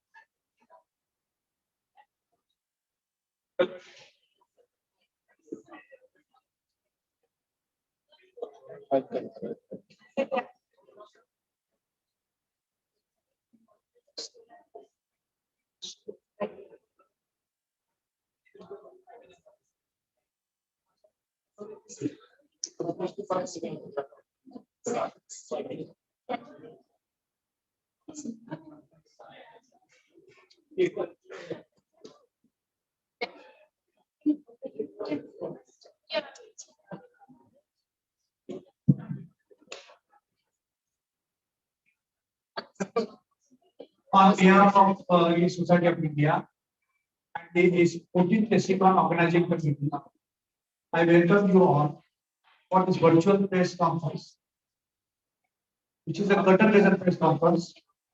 We just finished a pre-conference workshop because on a very important topic, which I will self-test. And tomorrow we start the 14th National Conference of AIDS Society of India, which is being held in Delhi after a gap of 18 years.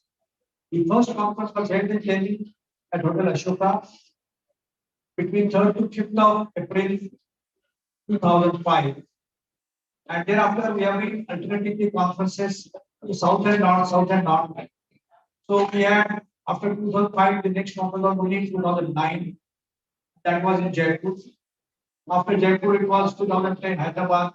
11 was in Lucknow. 12 was in 2012 was in Bangalore. 13 was in Calcutta. And after that, from 2013 till now, we have been having conferences only in the southern part of the country and Maharashtra because they are highly HIV infected states. So where the attendance is more and our logistics are taken care of very easily because doctors from those areas can attend. Our conferences are mainly technical, research oriented, high profile, with the international standard. And we try to organize conferences as an in-house conference. We tried earlier conferences based on convention center separately, office separately, research services separately. But we realized that a lot of people spend time committing places.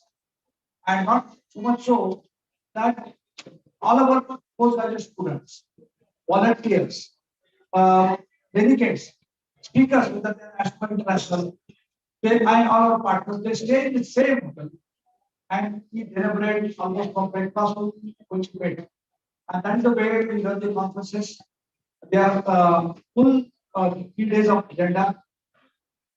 This conference is earmarked as a Delhi Medical Council credited CME. Credit points are 80, and any doctor who is attending this conference, they get those credit points. From 2005 itself, our conferences have been no smoking, no alcohol as a conference policy. So much so that we decide from inside and outside. And now today, that has become a norm in all medical conferences. National Medical Council has adopted this policy of the Society of India, as well as all the state medical councils adopted this policy. And now, no pharmaceutical companies, no supporters can support alcohol-based conference. So I think one of the best beginnings was done by ASICON. The second most important thing is almost 80% of the registered people are always seen in the hall. So our venue of the conferences are not based on touristic places. It is not based on family outing. It is not based on just some sightseeing. They are purely scientific and medical conferences. And thirdly, we try to encourage young people so much so that this time almost 40% of the speaking slots are given to young people. Because we all are going to retire, we are almost at the retiring age. And under this situation, we don't want the subject to die down its own death. That's the reason to activize the subject, we involve young people, number one. Number two, we broaden the agenda.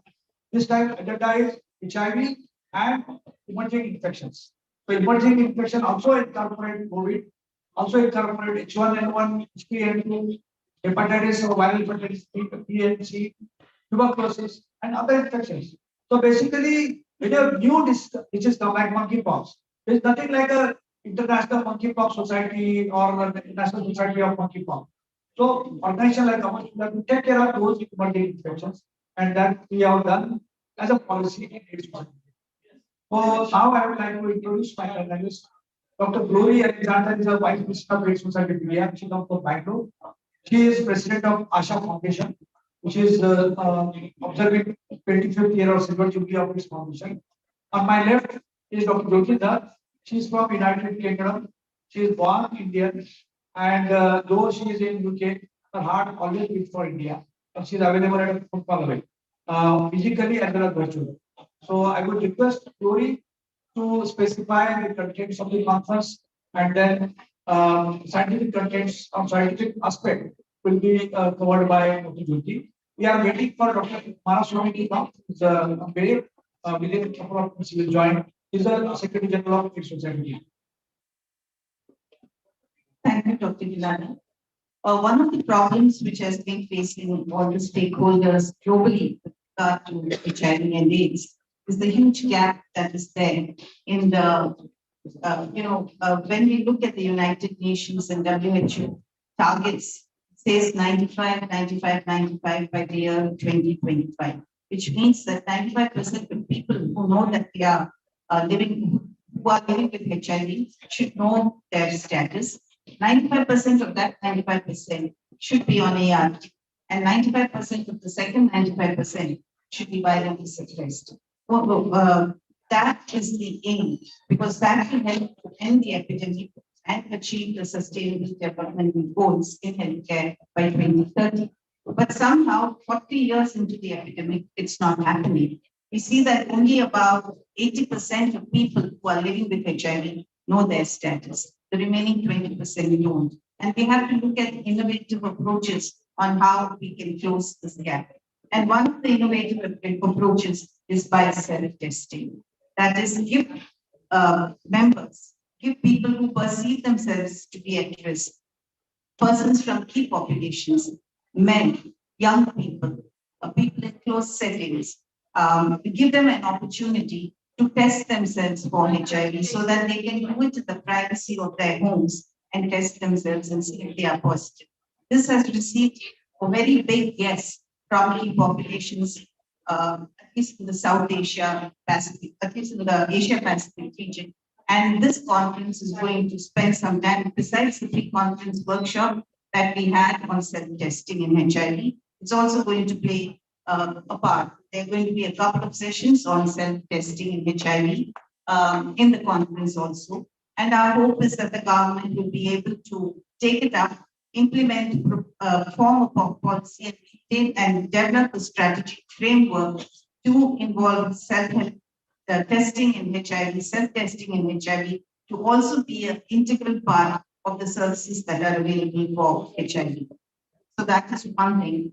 And the second is that, the new developments that are there in the ART, we all know that antiretroviral therapy has made the biggest difference in the lives of people living with HIV, transforming it from a life-threatening illness to a chronic manageable illness. And there are more and more drugs now available. We're now talking about long-acting injections, not only for the treatment of HIV, where people need to take it just once in 2 months. Don't have to take a tablet every day.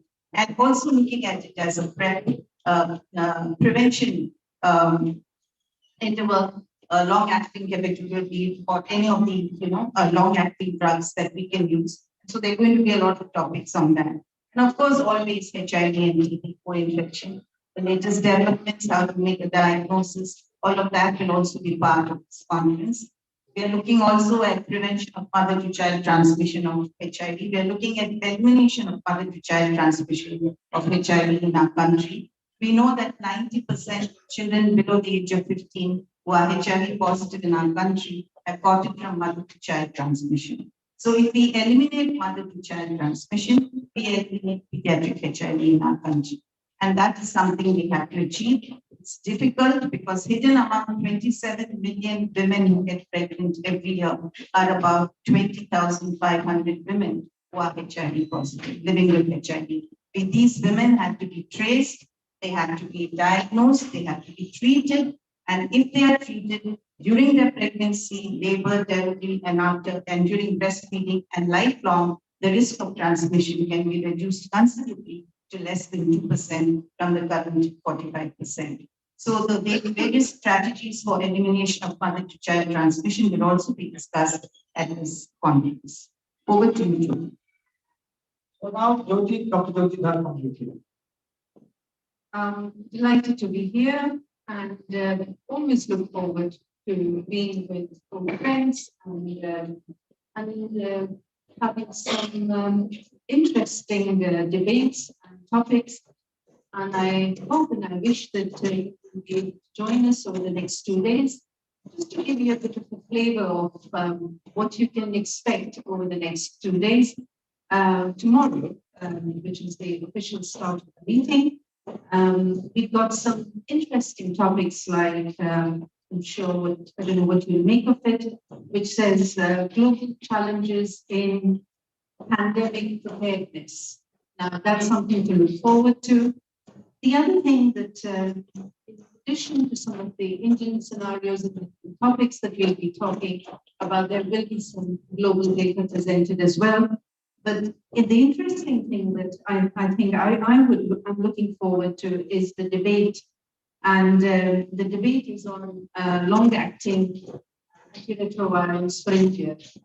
Gloria alluded to it already. It would be interesting to see what our audience think about this topic, because here we are battling and talking about self-testing for HIV, and it seems like a distant dream somewhere that the Indian population will have access to long-acting antiretrovirals, but we all live in hope. The other things besides the comorbidities, association with HIV and TB, hepatitis that Dr. Hilada already mentioned, On day 2, just quickly go through this. There will be interesting case discussions. There will be some interactive sessions where I'm hoping that everybody will be able to vote, and there'll be case management and difficult dilemmas, diagnostic dilemmas that people will have brought to the conference, and hopefully we'll be discussing those as well. I just want to highlight that while there may be a lot of science and research that is being discussed in this meeting, for me personally, as a clinician, I feel that we serve the ordinary medical officer best, who is in the ART centers, and I always hope and wish that just make the conference a little bit more educational for them, so that they can implement some of the things that they learned from us or from our experience in other clinics. So I hope that you enjoyed the meeting. Dr. Kumar isn't here. He's put a lot of effort into getting the program off the ground. And I hope you have a fantastic 3 days. I wish you all the best. So while waiting for Kumar, I would like to also announce that there will be daily case briefing between 5 to 6. That is tomorrow and day after tomorrow on 17th and 18th. And on 19th, it will be after the closing ceremony at around 1:30 or 1:45. So at this 3 briefings, we will present to you some of the experts, international as well as national experts, who have worked on different aspects of HIV, tuberculosis, COVID, and pandemic preparedness. So with this, we are going to also entertain media questions, because again we are in the season of H3N2. COVID is increasing. Last 2 weeks or so, it has gone up by 4 to 5 times of the number of 100 cases a day to almost 500 cases a day.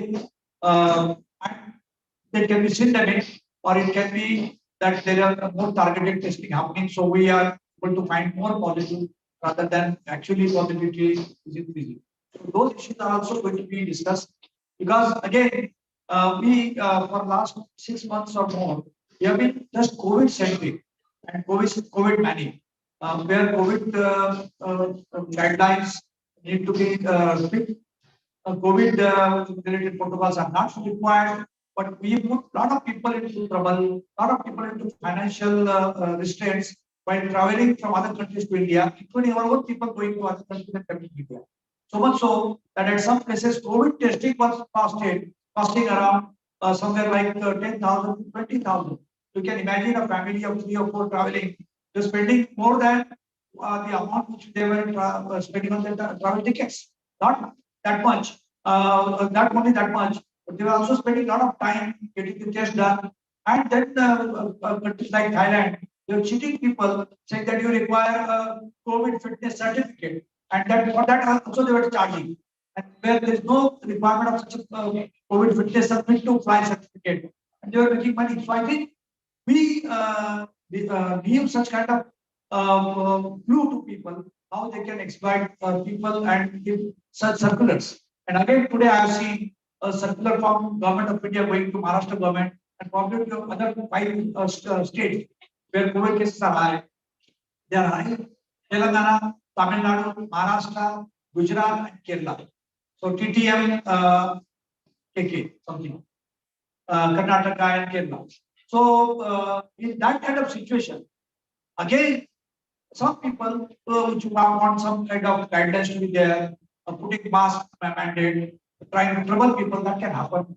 And those issues will be also discussed, because we don't want another round of inconvenience cost to people just because COVID is in news always.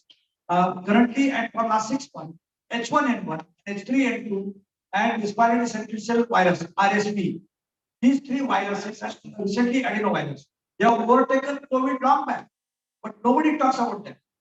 Those tests are required. The cost of that test is 5,500 rupees for 2 tests. How many people can afford that? The vaccine for flu prevention is 1,500 to 2,000. None of the Indian companies are making those vaccines. So when we make the policies which are total COVID centric and COVID managed, then other collateral damages there are damages are caused. You've seen that how the damages are caused to HIV, tuberculosis, other emerging diseases, and we don't want again the same story to be repeated. So I think we need support of media for that. Some kind of guidelines when they are required, yes. So currently, what is required from asking is requesting, not mandating. Just to in the interest of protecting their elderly one at home, those which are comorbidity at home. But don't force them to use mask. Whenever somebody is having cough, just use mask. Because respiratory infections are going to be spread through nose and mouth only. Only shut that part, no lockdown. Lockdown your mouth. I think that kind of guideline have to be there. But you can do genome sequencing, yes, that is important.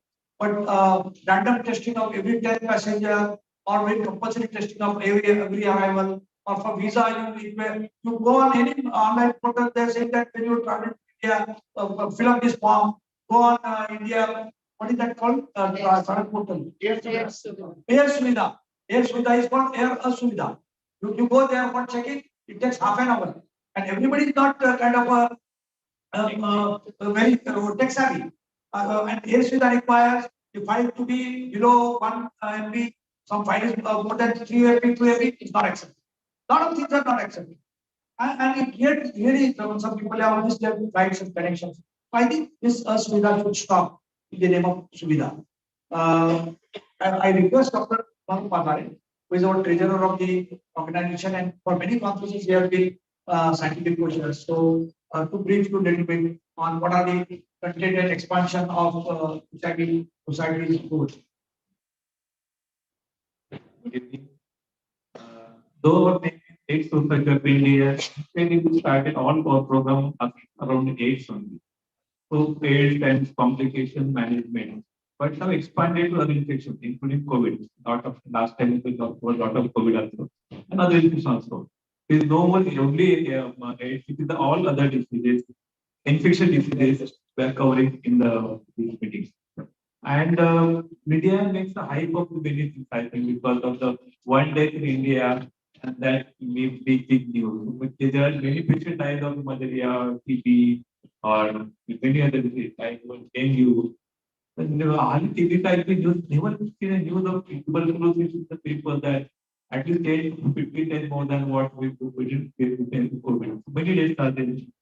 We are not discussing so much, but one day somebody has said that, and that is a patient like many comorbid patients, like patient 72 years, 80 years man already even compromised, COPD, etc.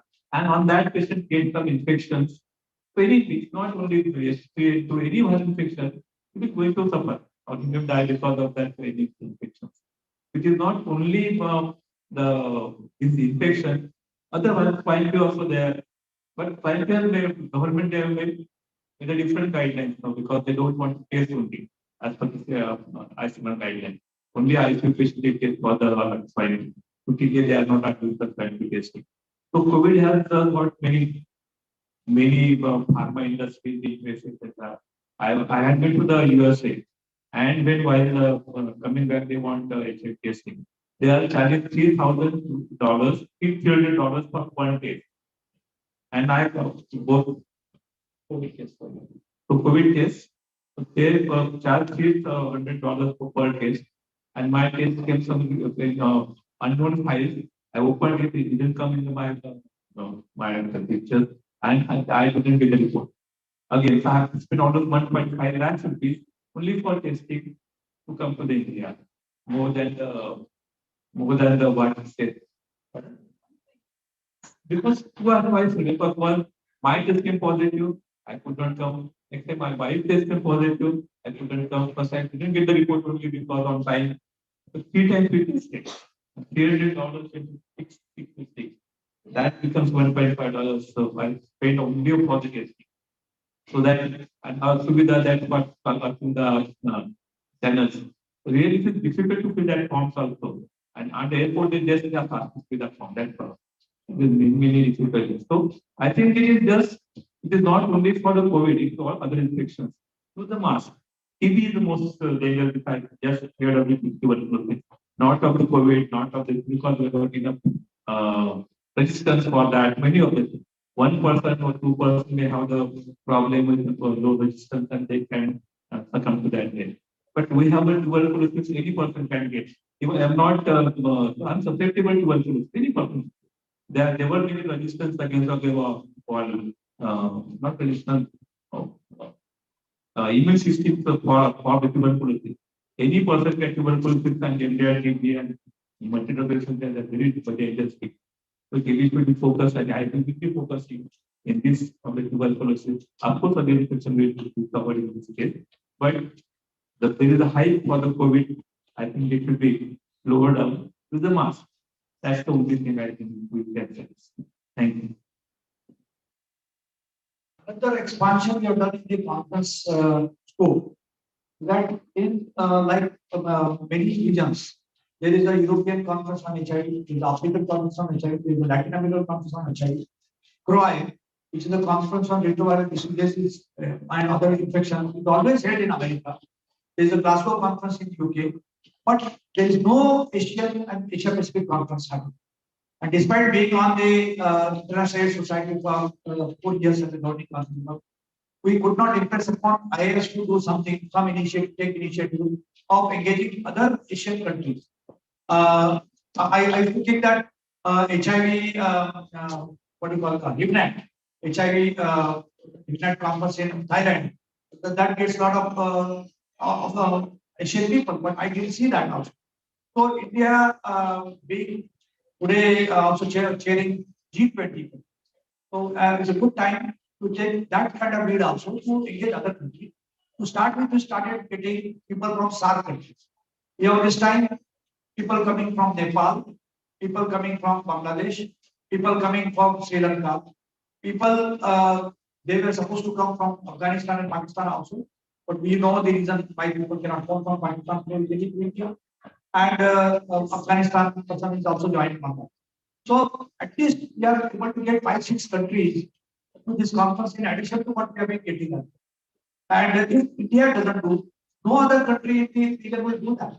And once we take an initiative, probably other countries, International Society or WHO or UNAIDS will also start supporting this kind of initiative. So this is our new initiative from this side. Over to Dr. Kumaraswamy, who is a scientific co-chair of this conference and many previous ASICONs. He is from Chennai. He is also Secretary General of AIDS Society. Hi, good evening, guests, and thank you for being here, both in person as well as online. So I think, as said by Dr. Kilada, president of the conference, so this is the conference, it's a scientific fest for our clinicians who are taking care of patients with HIV, and as well as for the young researchers, to learn from this conference what new things can be studied, which will really help better patient care and as well as student health. So in this conference, when you look at the scientific agenda, I've just been given to you. So we have variety of type of topics, not just on clinical discussions, but also there are topics on prevention aspects and newer treatment challenges, and as well as various other comorbid conditions what people living with HIV go through when they are on antiretroviral therapy for many years, either due to the HIV disease or by the medications or because they get aged. So in this conference, all these topics are being carefully selected, and also with the faculty who got expertise in a particular field, both in the area of research as well as in the areas of teaching and as well as in the area of patient care. Not just on didactic lectures. We have debates in this conference. We have a lot of interactive clinical discussions, panel discussions, and oral abstract sessions by the young researchers, poster sessions, and all those being included in this unique conference going to happen for the next 3 days. So in this conference, one can learn what is new in this HIV disease, what is happening in terms of newer treatment modalities, what's happening to the earlier treatment regimens, and also what our people living with HIV go through when they are on antiretroviral therapy and also even they are virological sufferers. Also in this conference, we recognize that today the prevention tool is by treating people. So various types of biomedical prevention tools are also being included to really help the policymakers who are going to attend this conference to take to those regions and the institution how to implement very effectively. So we have participations from academicians and researchers and also treatment providers, and people living with HIV, various community members, policymakers, both from the government and non-government organizations, as well as international organizations. We really look forward for the interactions, and please plan to attend either in person or in virtually. The link will be provided to you, and we'll also be speaking to you the next 2 days. Okay, thank you very much, and happy to take any questions. Are there any questions to continue and Bobby? I have a question about a lot of things said about the treatment. Am I not loud enough? We are talking of a diagnosis, treatment. What about prevention? Because unless we close the tap and we just keep on draining out the water, whatever is falling, are we going to, and not only HIV/AIDS, but any other disease. So are we lacking in prevention, or where are we? What more can be done by way of prevention, and not just biomedical prevention, but otherwise also? So I think we have a lot learned from our areas, the conventional prevention techniques, and also the challenges we face. All those will be discussed. I think in this conference, some of those cutting edge newer treatment interventions, by giving chemoprophylaxis, for example, a product called doxycycline, where you can prevent various sexually transmitted infections and HIV. And also for preventing HIV, we use today the antiretrovirals, either orally or as a long-acting injectable. So these are some of those newer interventions available internationally, but some of them are available in India. And this is a great way to teach our clinicians, researchers, and policymakers how they can use this in our region. So this type of discussion will happen. And definitely the earlier conventional prevention tools will be discussed, but that's not the major focus, but that's already been dealt not in the previous conferences, but the challenges following that will be done. In fact, we have policymakers from NATO will be there, who will be exclusive session, a panel discussion by NATO, where they will be discussing all those challenges. I think to your questions on other emerging infections, in these conferences, not just on HIV, we have a lot of discussion on tuberculosis, co-infection, hepatitis B, hepatitis C. There's a dedicated session on COVID, and as well as we also have an excellent speaker on emerging infectious diseases, Dr. Robert Schooley, who's a legend in the field of infectious disease, right? Textbooks and all those big studies in emerging infectious disease. So he's going to discuss to us. He's also the editor-in-chief of clinical infectious diseases. He had been to our earlier conference in person, but for various reasons couldn't be here. So we'll be doing a virtual presentation. So we have discussions on a lot of other co-infection, comorbidities, and also our ASI, Society of India. Now, not just we have been focusing on HIV alone, but also a lot of other emerging viral diseases. So that's something ASI is now focused on. And also the clinicians who are taking care of people with HIV, they're in a good position to take care of other emerging infections because the principle is the same. And anyone who manages people with HIV, they have enormous experience in managing any other type of infectious diseases, particularly these emerging viral diseases causing this pandemic, including monkeypox, and we have seen COVID, which all our HIV clinicians played a huge and critical role in the country in managing patients, doing research, and developing policies, for the government. And as well as now we have newer, pandemic coming up with influenza and H1N1. I think this is something where HIV physicians will be able to play a role in this country in prevention as well as. Yeah. When we talk about the HIV and AIDS, there is great stigma. Patients don't want to come out and break the silence. So, particularly, you started your career, as you said, since 1985. How you face the challenge to break the silence at that time, and how do you evaluate the timing you worked for it. I just want to know. Thank you.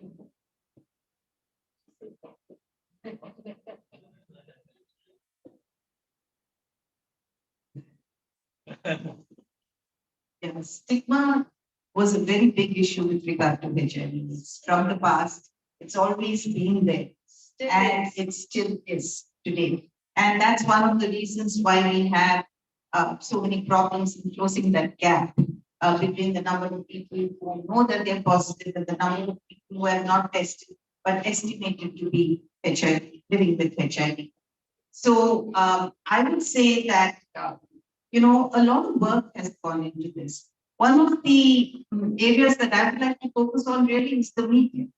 The media depended a lot on sensationalism and gave out a lot of stories about HIV/AIDS, about how a mother and a daughter were burned alive in a remote village in Tamil Nadu because they were suspected to be HIV positive.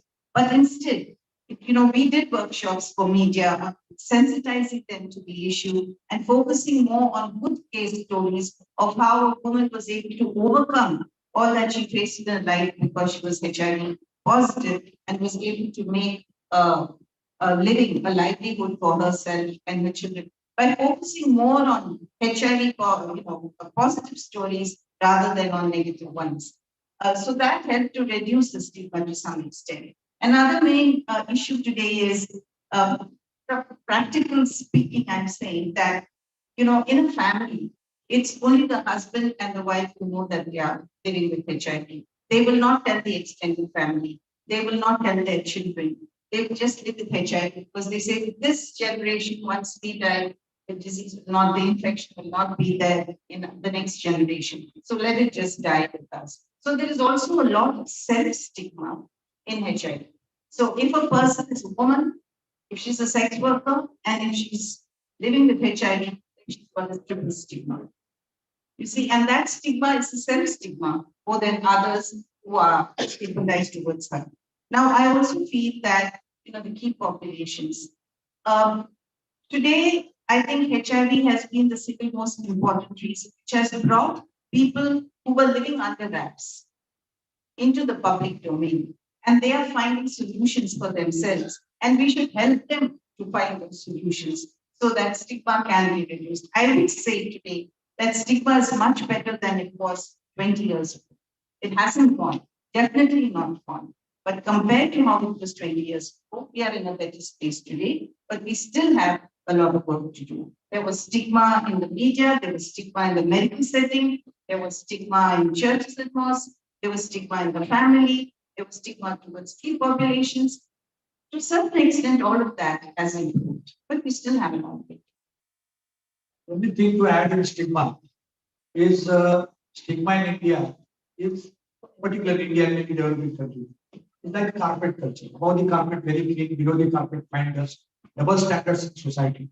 If HIV was associated with a disease like heart disease or anything, and with people will say with proud, I got double bypass, I got triple stent, because there's honor. But in HIV, there's not, that kind of honor is not there. Secondly, it is a mode of sexual transmission. It can be male sex with male, it can be multiple sexual partner. So they and we, that kind of mentality, that's another thing. And thirdly, my assessment of last 20 years of working in HIV is that higher the education, more the stigma. Lower the education, less is the stigma. You go to any person who is stigmatizing, the highly poor qualified person is stigmatized, who is stigmatized. Poor people, gullible people, uneducated people, they are not stigmatized. You come to clinics, they come with their family. With the educated person will come for caring. As soon as the father leaves, will say, "हमको तो कोई डर नहीं है ना, हमारे साथ बच्चे बीवी ऐसे." So the poor educated people, they are most important. And in that medical profession, unfortunately. So today also, for surgical procedure, for dialysis, for deliveries, for a lot of things where interventions are required, all doctors are not ready. But what we do, like Lori said, we try to take help of those doctors which are reverse stigmatized. Like they would like to give more care to HIV positive. And we list those kind of people in every town or every place, and we keep referring patients to those people which are not going to charge them double because they are HIV positive. They are not going to shake their hand just seeing HIV positive person. So, and unfortunately, we failed in doing a good education medical community. That may have been a beginning only because all education campaign came from US, where it said HIV is transmitted from bodily fluids. The bodily fluids means what? The saliva is the bodily fluid. I got the bodily fluid. Sweat is the bodily fluid. HIV is never transmitted from. HIV is transmitted from sharp objects. So people going to barbers, they were all thinking they can get HIV from barbers. So this kind of campaign, which were copied from US to India, they were populated inside, and we are seeing all such kind of advertising on TV, media, and people have that kind of image still in mind. Added to that is our Indian Council of Medical Research first circular that how to dispose of HIV positive person's dead body. Sprinkle them with sodium hypochlorite, double wrap them in an impervious plastic, and burn them or dispose them as early as possible. Thereafter, several circulars came, but that circular is in people's mind. So I think our planners, policymakers, medical professionals, they need to be doubly careful whenever. Same stigma was created from COVID, and we destigmatize them with lot of sloganery from Hindi and English. That because of bad trade, we got COVID. Now you don't allow even the year ones to come, not only for caring, even for funerals. So that kind of stigma was created, and unfortunately by medical professionals. So I think we need to bring down such kind of situation there and then. And destigmatization campaign should be forthright. Government of India allocated lot of funds last budget for destigmatization. We have not seen any such programs which are rolled out of the stigma for COVID also. So I think it's a very difficult thing. I think we all have to work, and maybe UK has some better idea than us. Any idea? Not really. The issue is that look at aspects of mental health. It's stigmatized. Have you ever heard anybody saying, "Oh, I'm suffering bipolar disease," or "I'm suffering"? I mean, there are certain elements in society or in certain specialties you always have stigma. And unfortunately, the fact that HIV started off as a gay disease, and it was like they deserve it. So it was like deserving. Until we see, even today, we heard about self-testing. What were we talking about? Key populations. Okay, I mean, we mean well. Who are these key populations? Suddenly, you are taking a portion of society and telling them that they need to be tested. They need to be tested for HIV because the risk of HIV is much higher. All right? So how can we get around this circle? And I think they did it very well in England. What they did was normalize HIV testing. What does normalizing HIV testing mean? Normalizing means opt out. That means everybody who comes to the hospital, for whatever reason, as an emergency or as outpatients, and if they require a blood test, for whatever reasons, it may be just a full blood count, renal function, they will be offered an HIV test. And they will not be asked. You can say, "I don't want an HIV test." But the nurse or the blood letter will tell them that, by the way, we are running this opt-out scheme, which has been put forward by the government, and we're going to test you. If you have a reason that you want to decline, say it now, otherwise the blood can be tested. This was implemented about a few weeks ago, re-implemented. We had done some projects, and it was re-implemented a few weeks ago. And if I tell you, in the first 100 days of the opt-out scheme introduction, they identified 100 HIV positive new diagnoses. Because they have realized they are not going to hit. We've exhausted all the other streams of testing, and they realized that that's the only way by normalizing the test. As soon as we say the transgenders need to be tested, self-testing needs to be encouraged in, men who have sex with men, you are stigmatizing. It's simple. I may say whatever I say, I may be forthright about it, but as soon as you identify they, them, and us, you're causing stigma. Whether it's overt, whether it's hidden, it's there. You may not manifest it, but you're telling them, see, you're different from me. So therefore you require an HIV test.